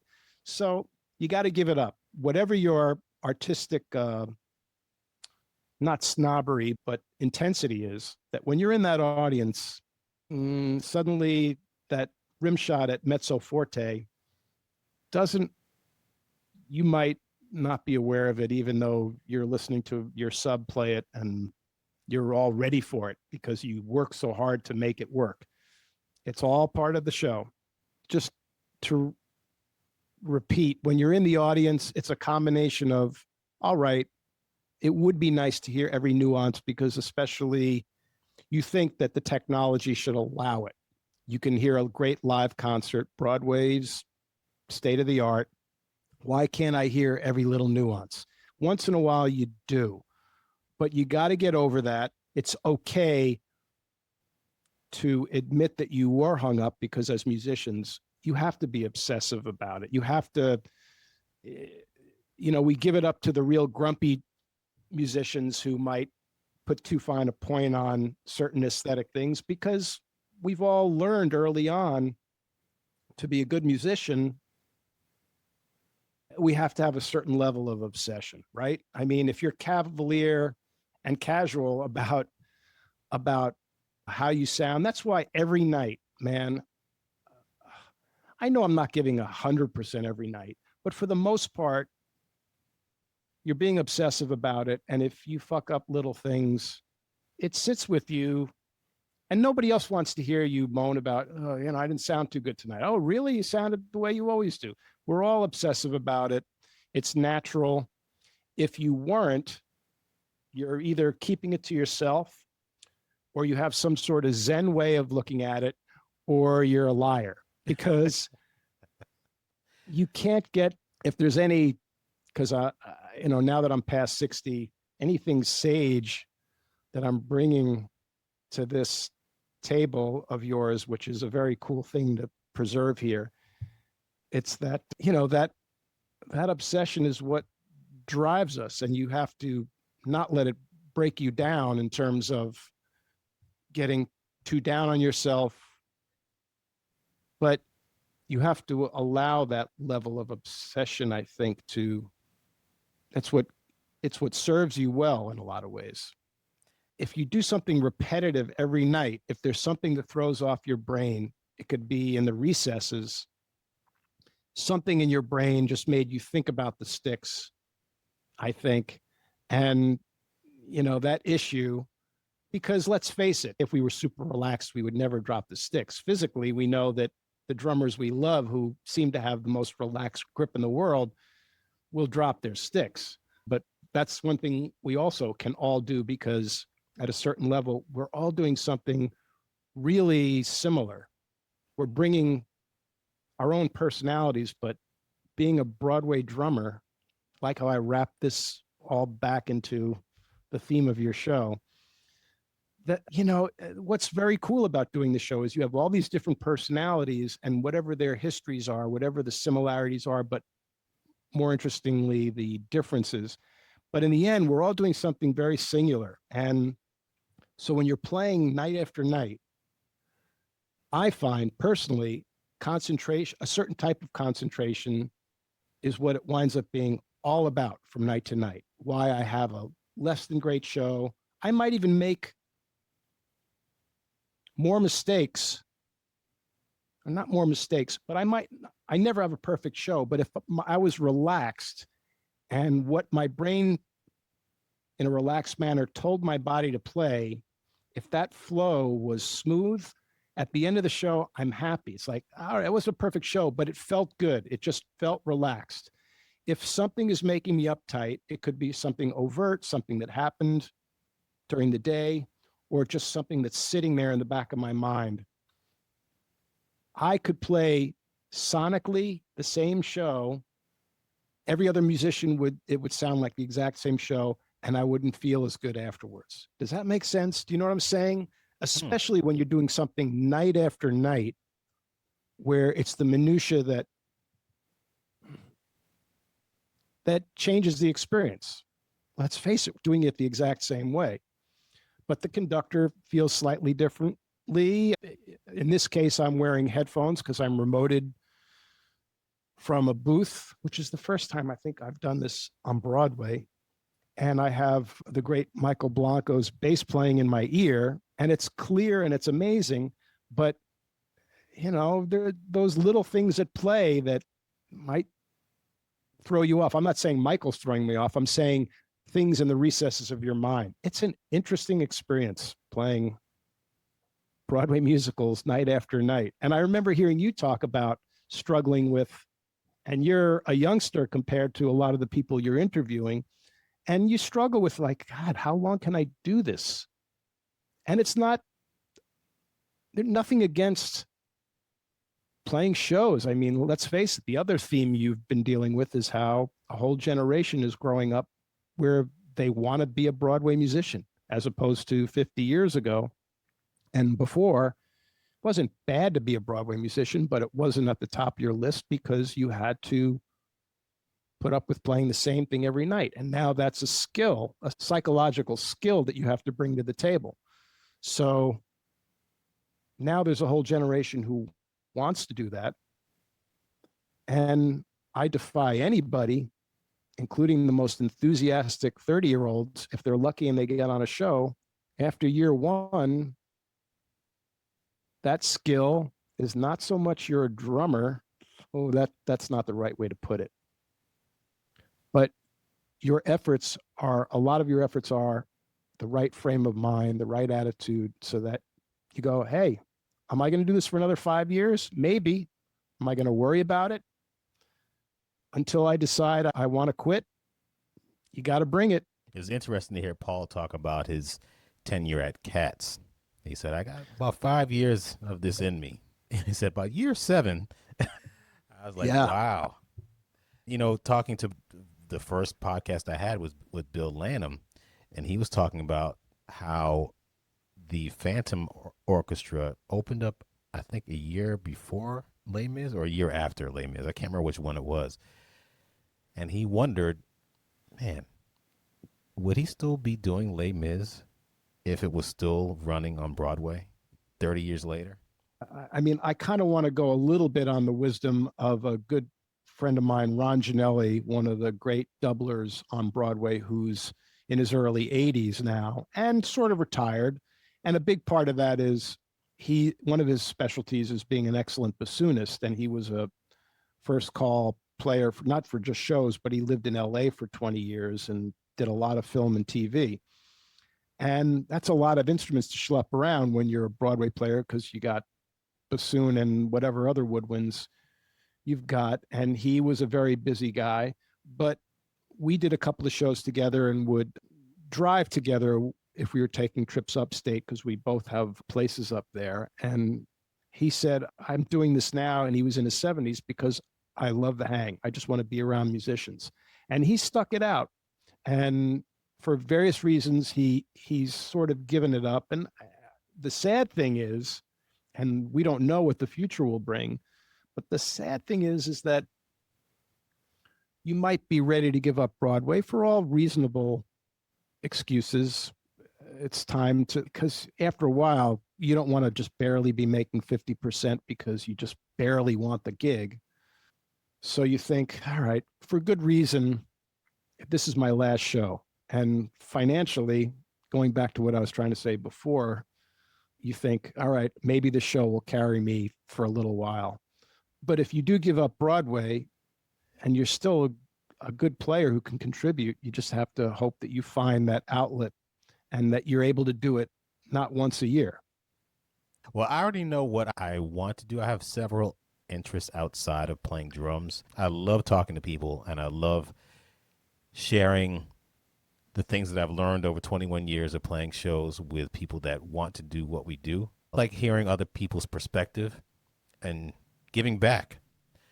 I also like And a writing. great record, too, by the way. Your skills interviewing other drummers for posterity, Yes. but certainly a form of the annals of whatever it is we do. And there's a lot of validity to that.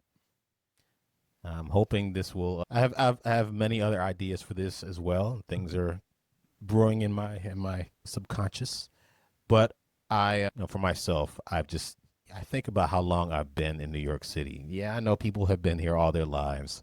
I moved here in 1993. It's going to be 29 years, half my life. And Yeah.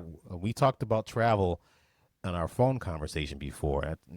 It's a whole other tangent that we can go on or Right. off. Right. Well, But it's partly part of our career and a big part of that, and also partly, an important thing for just living life. yes, when I travel, I notice that there are places that are more in line with my constitution, my wavelength, my aura, my vibration.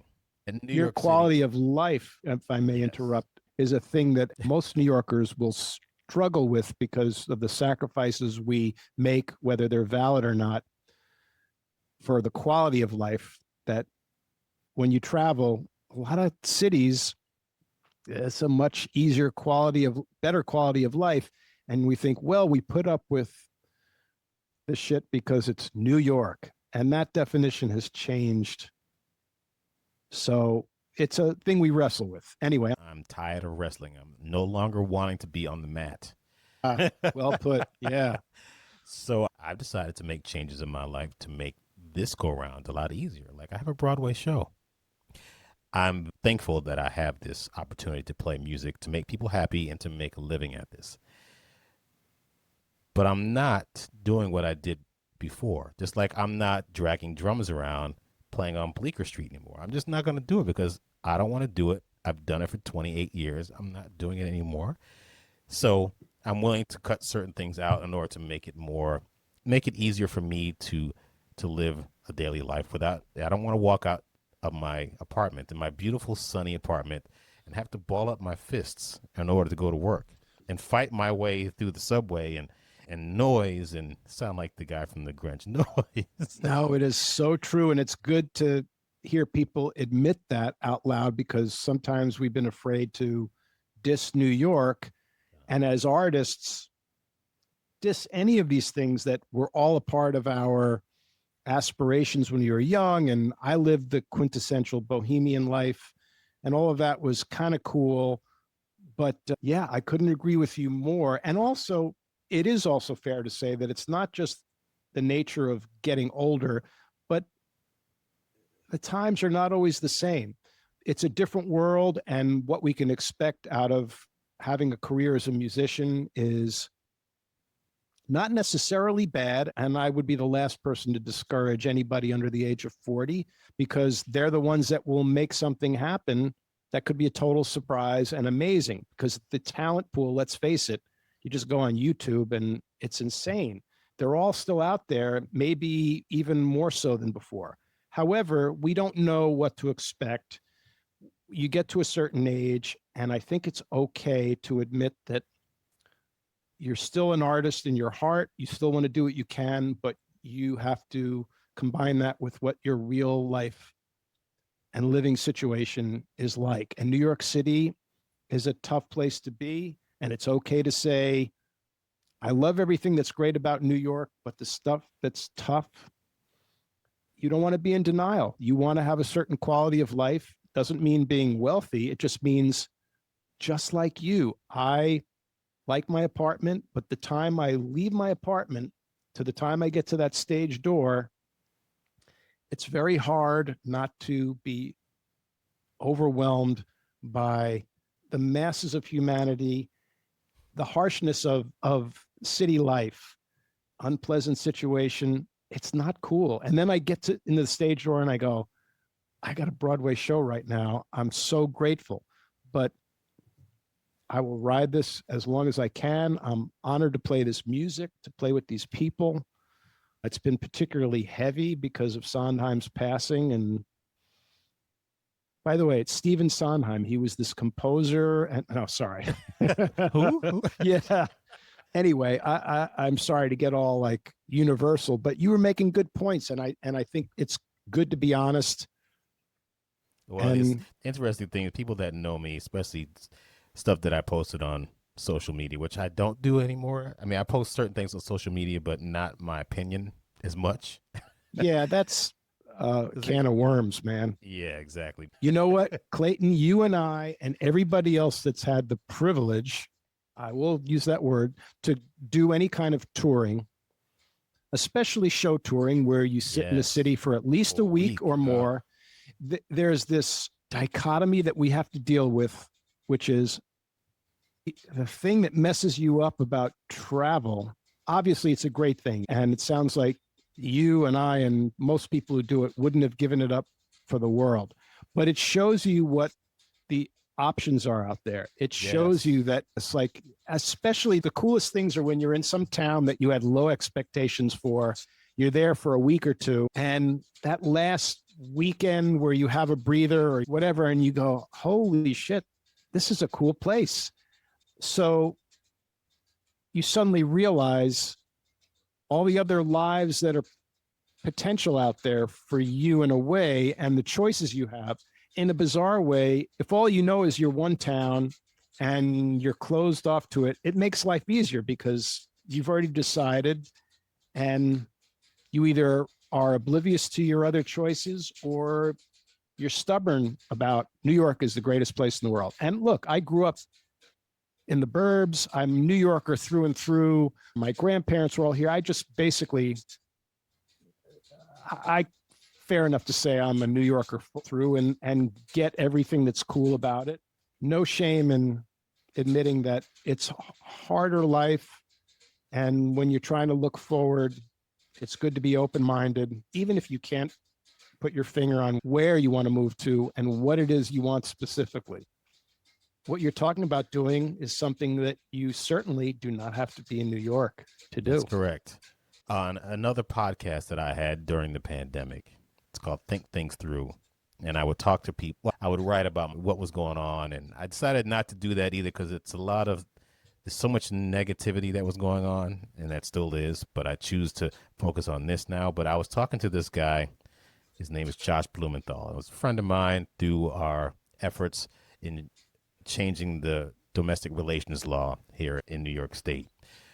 He's Jewish, and I asked him about Jews and the history of Jewish people. And one of the things he was telling me is that, Jews kept getting pushed out of where they were living. They would always have to change locations. And he said they figured out that they'd choose professions where they didn't have to be stuck someplace. So that's why they chose professions that were more intellectual. It's like, I can be an accountant anywhere, and I can be a doctor anywhere. I don't have to be in one particular location.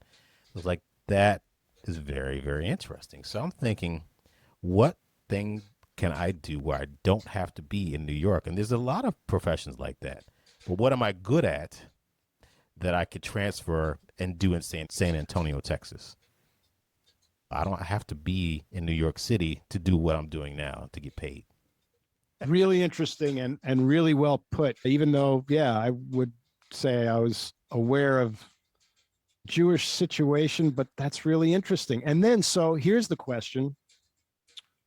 That's a good philosophy to have. And now if you can combine finding a city that you think is really cool, and I know you've seen probably what you would say, like many, a surprising number of cities. And let's face it, 70, 80 years ago, you would have not traveled across this country and fallen in love with as many places as you can now. Easy example is food. The old joke, you go on the road 50 years ago, and boy, there are good reasons to miss New York City. Unless all you like are one or two dishes, you miss New York. My friend would joke he would tour in the South and with a band, and he would be missing Chinese food so badly. They'd found a Chinese restaurant, and they were all excited, and they went in there. The menu looked pretty good, and the decor, it just seemed like, oh God, finally. And the waitress came, and they put in their orders for spare ribs or whatever. As she took the menu, she said, "Okay, great. Now y'all can help yourselves to the salad bar." And, that was my favorite way of illustrating what you would miss. Funny. But now, come on, actually for a good 20 plus years, you might argue that the variety and the quality is still better in New York, but that would be more by virtue of the size of the city and the history of there being great places. But so many great places have opened up around the country, so many more ethnic neighborhoods around the country, so that I would always miss Vietnamese food. And now there are Vietnamese communities in tons of cities. All right. So again, a long-winded way. Tangent alert. Yeah, exactly. But so you find the city that you love. You can do your podcast from anywhere. And that's a big thing in this country now with everybody working from home. But then the final piece of the puzzle is socially. Do you move to a city where you don't know anybody and you're willing to start from scratch with a social life? Or do you work really hard at finding a place, if there is one, where you have more than one acquaintance? Because that's the other piece of our puzzle, yours, mine, and everyone else who thinks about this. To start, if you're a social person, it's a big deal to leave all your friends, man, and to go to a place where you might know a couple of people. They may or may not have time for you when you've moved there. And are you cool with working hard? Because it takes a little effort to meet all new people and make new friends. Yeah, I know. Starting all over again at 60. But look, man, like I said in our phone conversation, I'm 55 now at the time of this recording. I have 45 years left. Right. Oh, it's good to be determined at the very least. I know when the end game is. I got 45 years left. Yeah. Until I hit 100. But my dad's going to be 95 in February. Wow. And still has all his marbles. That's good. Oh, yeah. Pretty great. But anyway, yeah. Going back to your life story again. After Ragtime, you did Follies, or you were the rehearsal drummer for that show? No, I did the revival of Follies, which on your list of things that you wanted to cover, really hard to pick the favorite show that I played because they're all so different. Just like picking your favorite drummer, I was going to say it's all in the context of the bands they were playing in, because I would never go by like a YouTube video of some drummer playing by themselves. In the context of favorite shows, I would say that Follies was particularly special. First of all, hearing that music with the 28-piece orchestra, and I've been incredibly lucky in that 3 Broadway shows I did, all with Jim Moore, had 28 pieces in it, which is huge, literally and figuratively, for the biz of Broadway. And Follies, we were all in the pit. It was all acoustic. And needless to say, it was kind of tight, which was kind of cool, because I had Ray Kilday, one of the most solid bass players you could ever work with, just to the left of my hi-hat, and Greg Utzik, one of the most solid, great guitarists you could have, literally in front of my drums.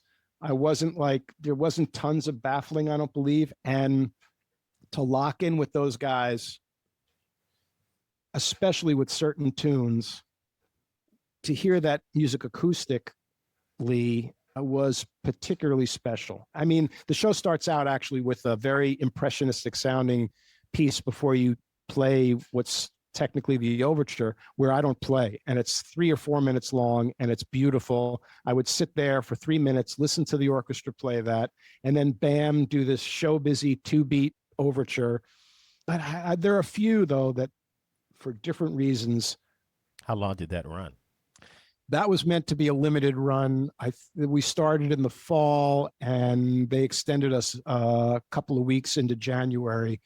It just had a great cast, and as with many Sondheim shows, it's particularly special for the fans of musical theater and of Sondheim in particular, to not only see a production, but to see it full on like that. And we got to record that. And yes, I've been on a bunch of cast recordings, many of which are still not the one and only. They were revivals, but it was still a pleasure to put that down.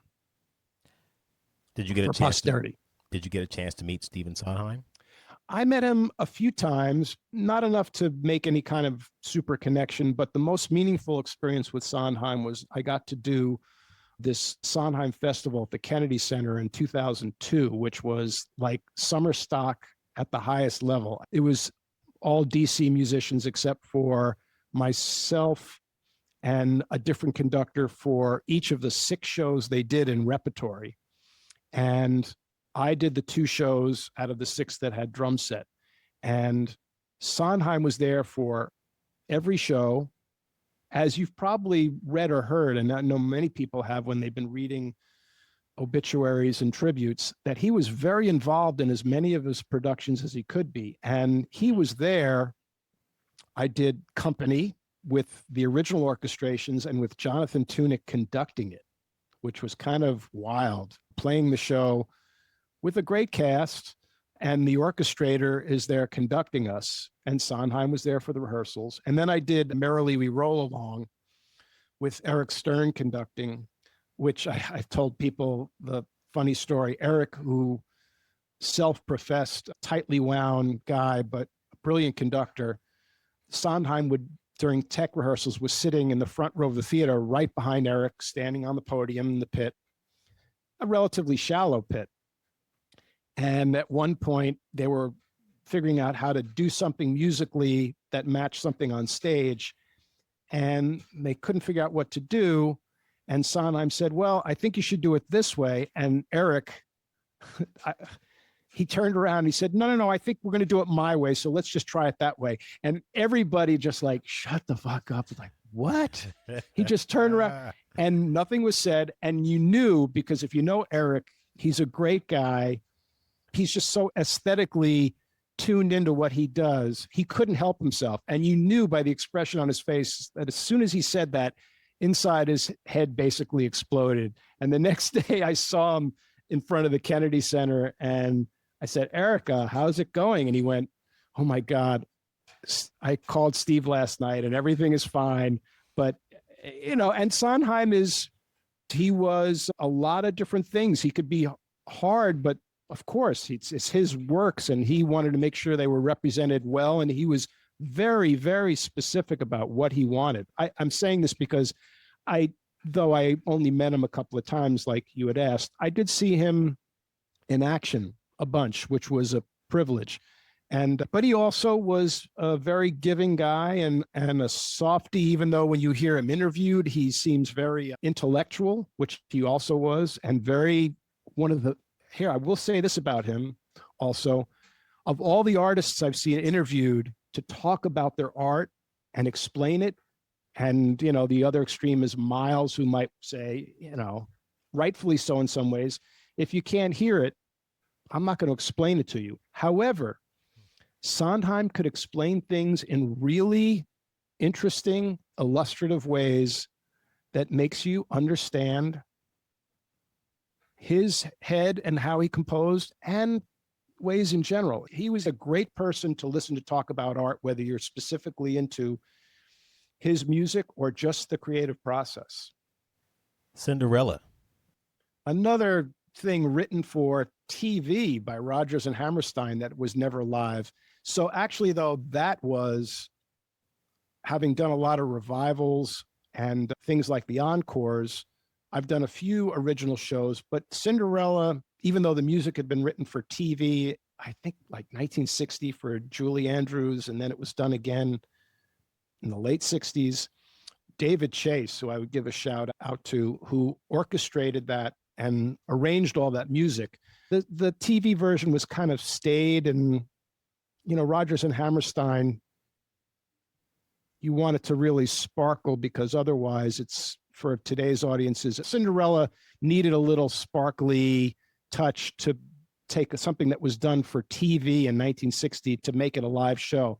And that was an interesting experience, because at a level it was me and the pianist in the rehearsal room, and they were really, in this particular case, on the fly, changing things minute to minute, where Andy Einhorn was our conductor, but during that rehearsal period, David Chase was running the engine, tweaking things minute by minute, second by second, giving it to our copyists, changing the music. Yes, I was reading the piano score, trying to make up a part.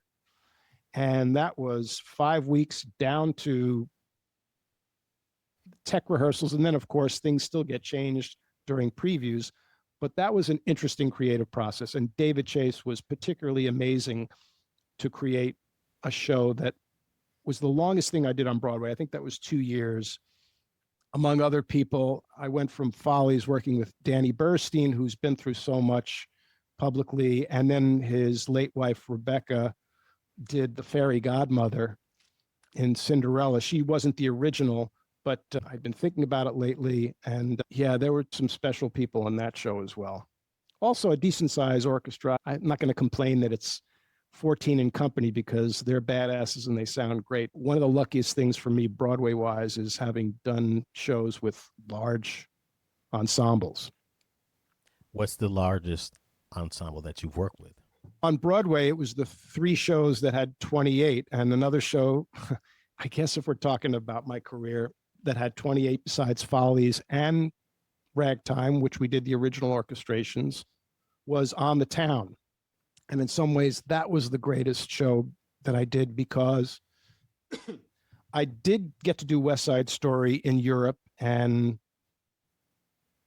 to answer your other question that you had on the list, the hardest show in that you wanted to play that, it was a hard show and you wanted to play every note right because that score demanded it. You wanted to play West Side Story. Bernstein's music is so freaking amazing. And it means the orchestrations are also amazing.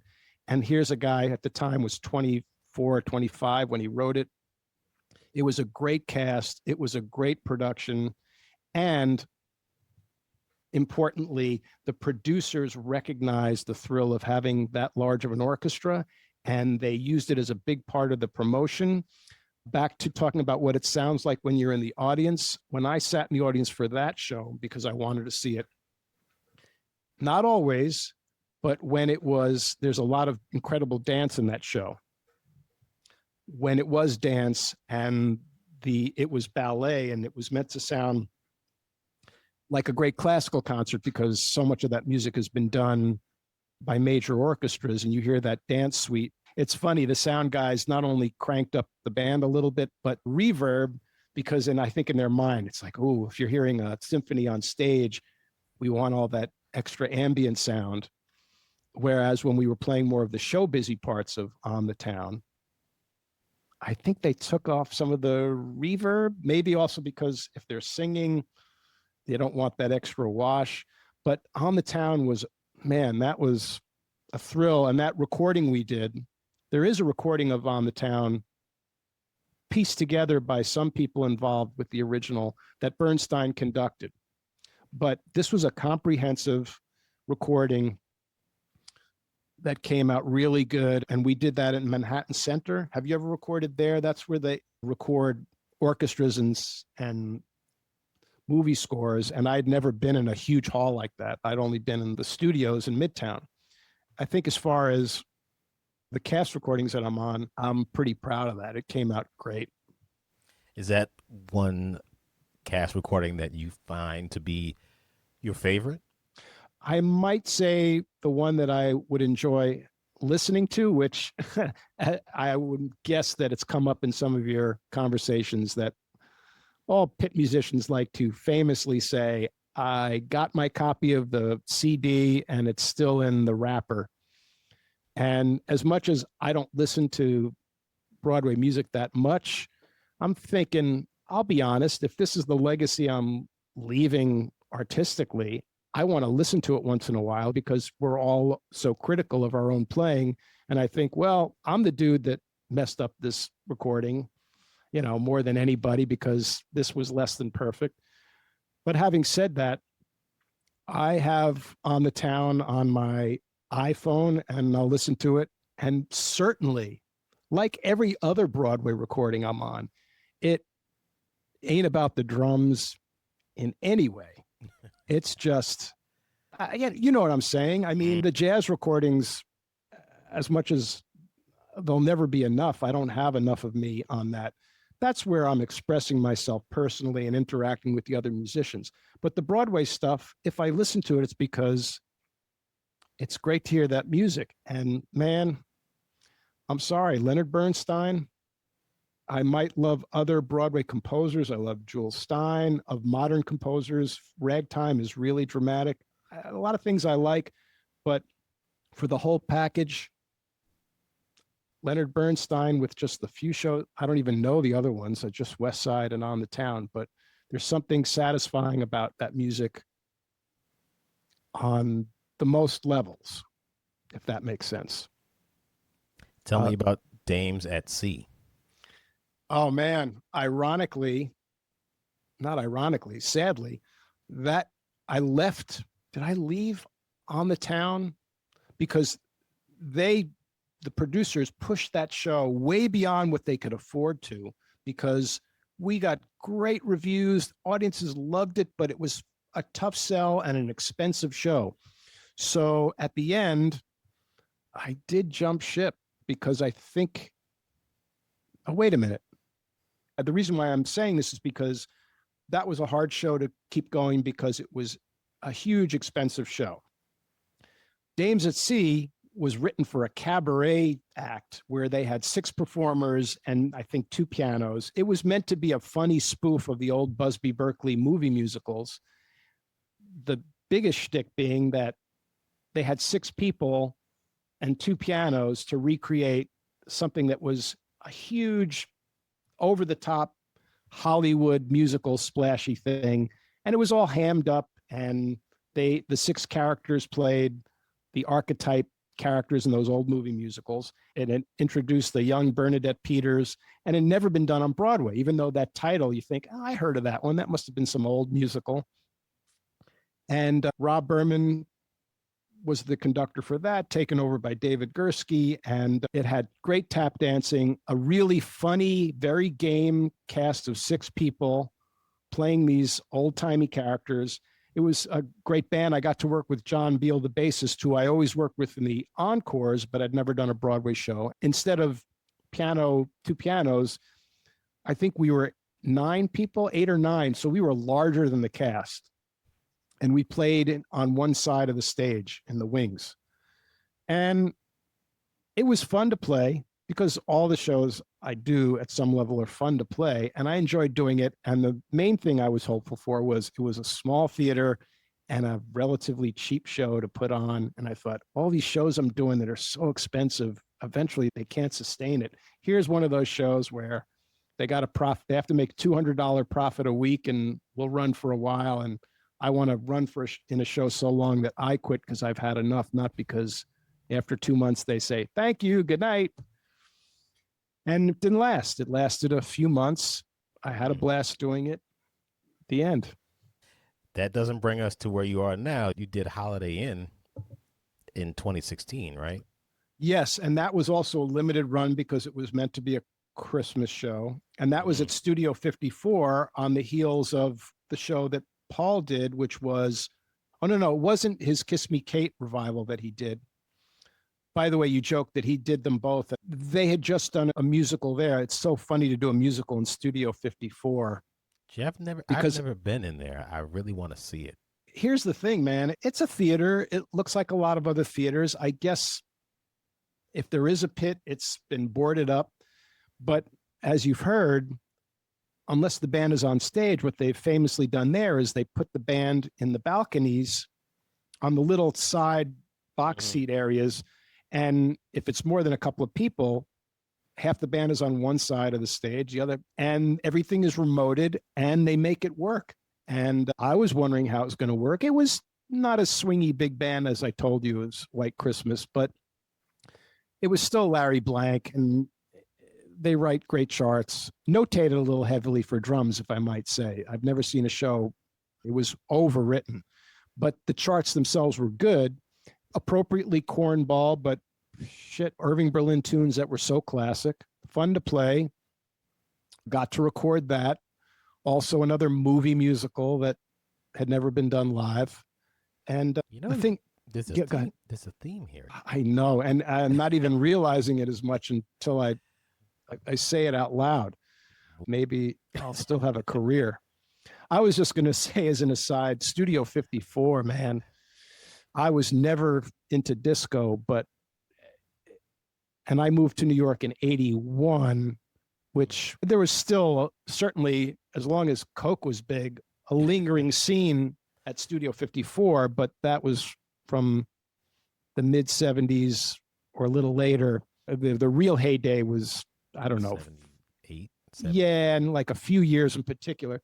But just to be in that theater, which otherwise felt like, yeah, another Broadway show, another Broadway theater, and to know that somebody was sniffing Coke off of Yes. Cher's Tushy or something. I can't believe I said that. That's going to go out to the public. But that's not hyperbolic. All the crazy stuff that happened there and the debauchery, and it's incredible. So a lot of things historical in New York. Your imagination might run wild when you're backstage at a place like Studio 54. After Holiday Inn, did you wind up going on tours? Did you have other shows after that? The truth is, after Holiday Inn, a couple of life changes personally, which is not interesting, but it was a lot of things happened right around then that just made things a little tough. I was lucky for about 7-8 years in a row. And I will say, as much as any musician is lucky to have a show run a million years, I think we all fantasized about, oh, I want to be the guy that does a show for 3 months or 6 months, and then a contractor calls me to move to another show, and I have a few months off in between to play other stuff. And you have that fantasy variety where you are working all the time, but not on Broadway all the time, and you do different shows. That's something we have no freaking control over. But I had a little bit of that for 7 or 8 years, which made me feel really lucky. And then it was a little slow. It was rough. And when it's a little slow in the freelance world, it can be particularly tough because it's not like you have a huge savings from the steady job you had for 20 years before that. It's up and down. So it was tough. I didn't work that much. I had the encores. I was probably finishing the last couple of the 11 years I think I did of the Kennedy Center Honors, which was amazing. But it was slow, and nothing seemed to be coming my way for, not that I expected to get my own show, but I also didn't sub very much. That's something that's, I might have a calm demeanor on the outside, but I have a hard time with the stress of going into sub on a show. So I waited, and then I realized, touring is fun. Long story, not so short. I found out Hello Dolly was going out. Then I found out Bob Billig was conducting, who I had a great experience with years before that at the Kennedy Center. And it was like, done, I'm going to do it. And coincidentally, with what you were saying talking about with Paul Pizzuti the other day, I went and watched Buddy Williams play that show. And we were all probably interested, curious, and amused to think, here's this icon of R&B in the 70s and 80s. And we knew he had a history with Bette Midler and that he had done Motown, right? You subbed for him on that. I did not know Buddy personally and knew how that whole story had played out, which is great if you have a TMZ gossip show to do eventually about the seamy side of Broadway musicians. But Buddy was doing the show. I watched him play it, exactly what Paul said. Super, super simple, almost more simply than I wound up doing it for 16 months on the road. They did combine the books. So at first I thought, I have to play timpani and bells too, but I was glad because it was very much the stereotypical classic boom chick show. Wow. Not that every show is hard. I will say that as well, that technically simple does not mean anything with Broadway. Either you learn to play the show in the beginning or not. After that, it's just, are you finessing it so that the boom chick sounds really good? And I'm still learning how to do that. But Hello Dolly was simple. I was glad to eventually have the extra percussion to play. Buddy was fun to watch because, yes, man, I know he's an R&B player, so that bass drum anchor was metronomic and so solid, and that's probably why Paul, who's probably more vaguely in the same category of a drummer who comes from a similar background to me, as opposed to Buddy, who that 1 and 3 on the bass drum, you know what I'm saying? That anchor, not the anxious sound of Broadway, where everything seems to have this edge to it, which is appropriate for Broadway, even though drummers, we want to be metronomic. It's not going to get much better than Buddy. And I'm sure, that sounds like the world you come from as well. Mm-hmm. So that if we're categorizing drummers, a fun distinction is to hear him play something like Hello Dolly and appreciate what it is that's so amazing about him. That might not have been the first thing you thought of when you think of a choice for Hello Dolly. Yet Bette Midler, that was her comfort zone. She wanted to know that Buddy was in that chair. Buddy was hysterical when I said, yes, he had one red LP woodblock. And I said something like, wow, like the percussionist has everything else and you just have the one woodblock. I'm surprised, they didn't give you a few more toys or whatever. And he just turned to me without blinking an eye and said, man, I don't do that shit. It's like any extra toys and show busy stuff. Right. And it was cool. And he said it in his deep baritone voice too. Oh yeah. And he was grateful to have the gig and all of that. I remember him always saying, man, this is your world, man. Because when I subbed for him at the Color Purple and at Motown, I was like, man, this is your world. It's your people. Because, he said he doesn't do that much Broadway. I guess maybe when I interview him, I'll ask him. Yeah. Well, did he do anything before Motown on Broadway? I don't think he did. He might have, but I'm not sure. I'll find out. But yeah. But look, it's his world now. It is. And hey, I don't know. It's a combination of the personality of the person. Like if you got him to say, hey, sum up your experience on Hello Dolly, it's complicated. That show had its complications, but it's always interesting. Here's another thing of the many facets you're going to find out as you talk to drummers coming from different places. Their actual experiences and what actually happened to them matching their attitude about what they say. Buddy might say, like, I wasn't necessarily looking forward to Hello Dolly, but I'm glad I did it. I had a great experience. Or it's whoever he is, he might say, oh God, that was just so not my world. I shouldn't speak for him, but you know what I'm saying? It might have been cringeworthy for him in some ways, although I think we can be sure that if you're playing with other great musicians, it's never cringeworthy.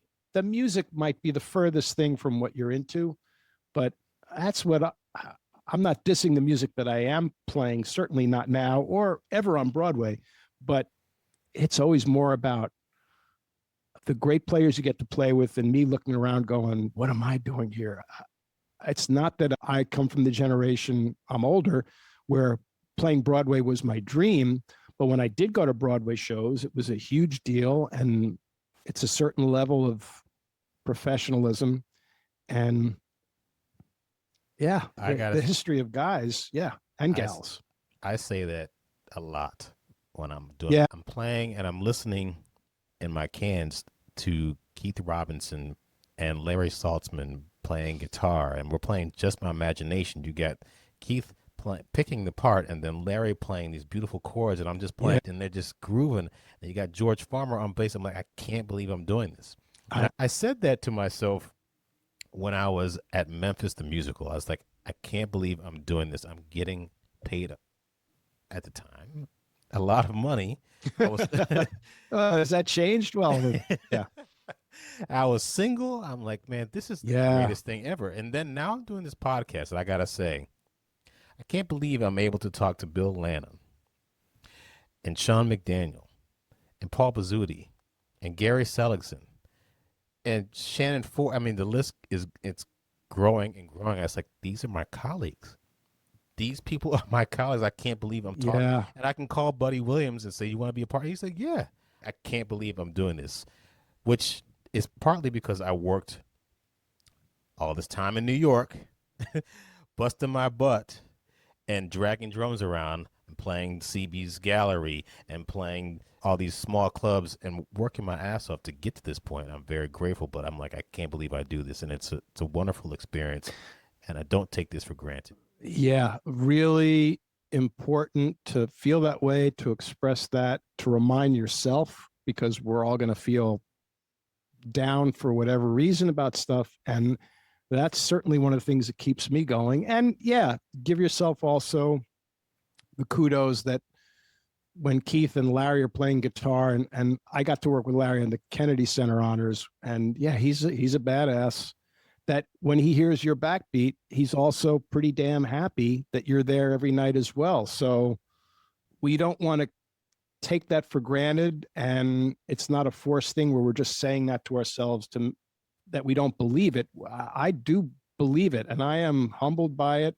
And yeah, I even still wrestle with the not deserving of doing it, because if I look back and I go, all right, I did these things. If I do listen to stuff, sometimes I dig this, man. It's not a big ego thing per se, but if I do want to relive an experience and with a little distance and perspective, I'm sure we all have recordings made from the pit, and not necessarily the ones made crudely, but maybe that we got from the soundboard or something. Or even some of them were made from an iPhone or something. I have a recording of White Christmas that was made by, I guess I can reveal this in public now, Paul Woodiel, great violinist, made it on his first iPhone, the first iPhone to come out from where he sat. And damn it, listening to the recording of just one night in the pit, and in that particular case, the balance was pretty good. Once in a blue moon, I'll play that. And sometimes the grooves are better than the recordings, because in the studio, it's a whole other thing to get in there and, wham, bam, do it real quickly. And it feels a little different. And you don't like the take they took because I rushed and whatever. But I like listening to those recordings. And that's where I feel most proud. It's like, wow, I got to play with these guys. And you don't even have to like the recording throughout, but there are just moments where it makes me smile and go, at least I did this. Your experience playing shows and getting certain shows started from the ground up, you've done a lot of revivals. When you go into a situation like that for rehearsals, you get handed the piano vocal. Right. And you have to come up with a drum part. Do you go back over, like for a revival, are you going back and listening to the old recordings, or are you just coming up with something on your own to do it your way? What do you do?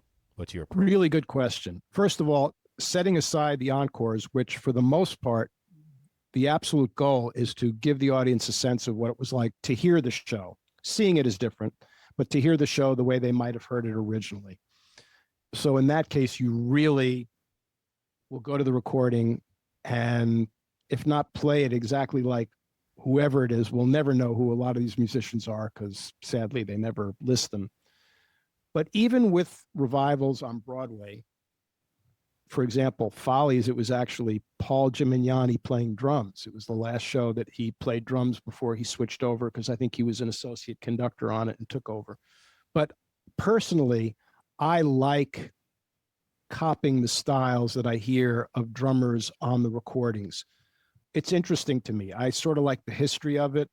And so I will try to recreate that unless I hear the recording. I know I'm going to be playing orchestrations that, if they're not the same or similar, if I somehow feel like, oh, I can throw in a little bit of my own thing. On the Town was the original orchestration, 28 pieces. so many times Bernstein's conducted, or other great conductors have conducted, like suites, and you hear every drummer play it a certain way. I want to cop it so that it doesn't take away from someone experiencing being taken to a time and a place. So I do try to cop that style.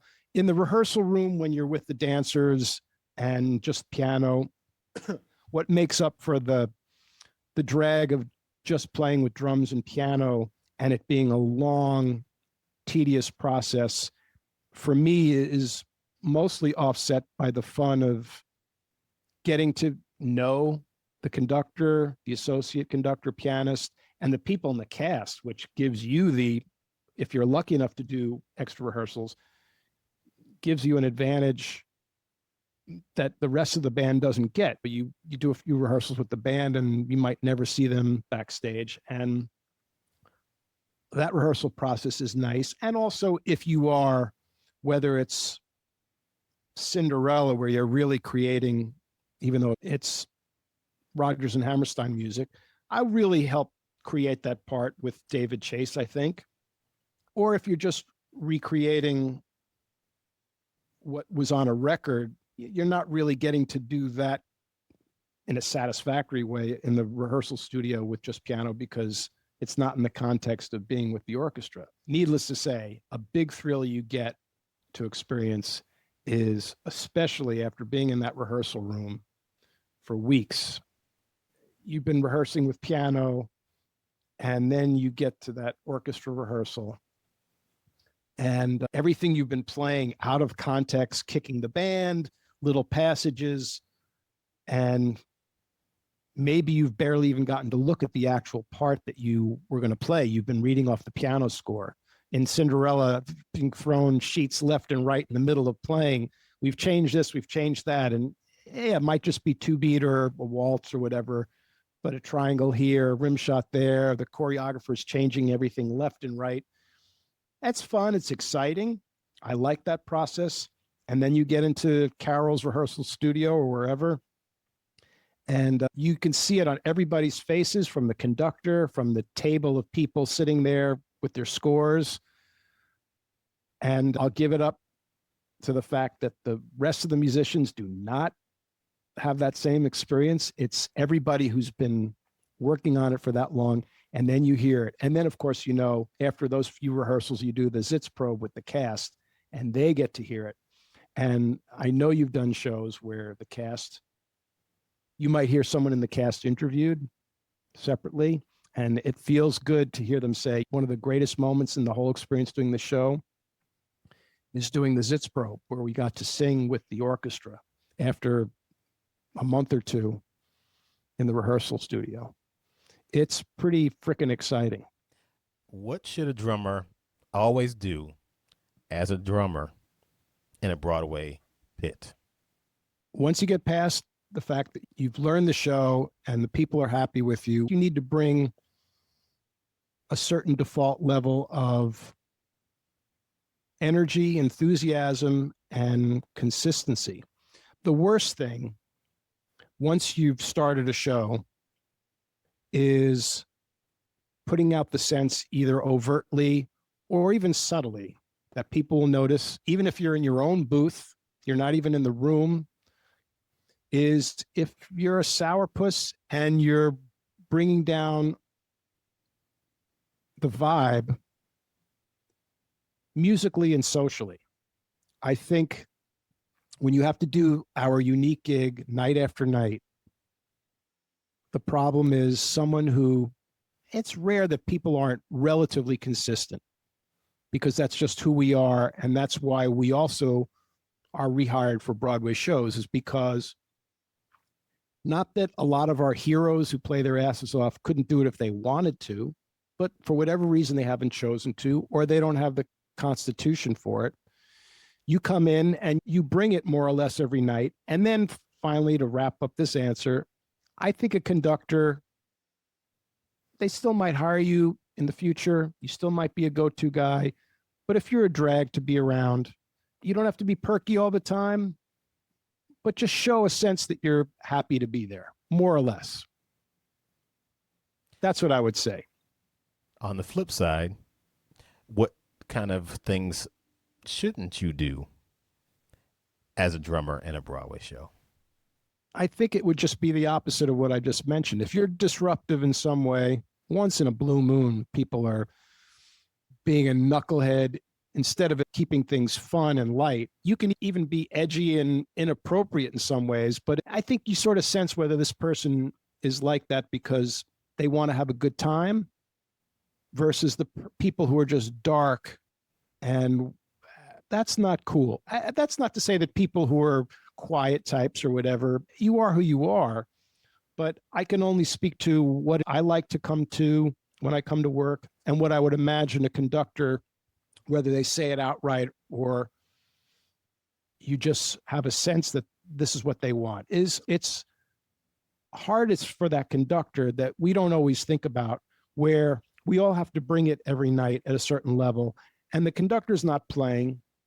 We see conductors go sort of on automatic pilot because they're human, but we always have to remember that as much as they want that band to sound great, they have on their shoulders the extra pressure of knowing that the director of the show, the stage manager, it's on their shoulders. So this is my way of saying, don't make them, just as we want to have a great relationship with that conductor, because night after night, it's all about that relationship, you and the conductor. If you go out on the road and you don't get along with the conductor, that's frickin' torture. That's why have some sort of level of relationship so that the conductor is happy to see you. And again, it doesn't mean that you have to be chipper. This is an intense thing we do in that sense that we have to do something that's very mechanical, exactly the same thing every night, but it's in the arts. It's a very weird, unique thing. And it sounds corny, but bring some level of joy or positivity that maybe gets people off the hook who are not ebullient. Is that the right word? Who are just like chill and whatever. That's fine, but don't bring the vibe down, because it's hard to come in night after night and do that. Back to what I said before, the vibe in the pit, if the band is able to keep up a certain level of quality, if it's cool with the conductor and the pit, and they're much probably less rowdy for a long time because of how competitive Broadway has become, as opposed to the days when it wasn't as serious, the drinking in between shows and sometimes in between acts. Oh, man. Yeah. That's a whole other thing. That's the whole podcast, as we often say when we're doing a podcast. That's a whole other podcast. Exactly. But, if there are cut-ups and consistent cut-ups, yeah, those are things that keeps it going so that people are happy. And you sort of know the difference. If people are doing that because it keeps things light when you're in year 20 of The Lion King, right. And that's a whole other podcast too, because famously they haven't been so happy over the years. But if people are doing wacky things because in a positive way, hopefully the indication is that's good and it works.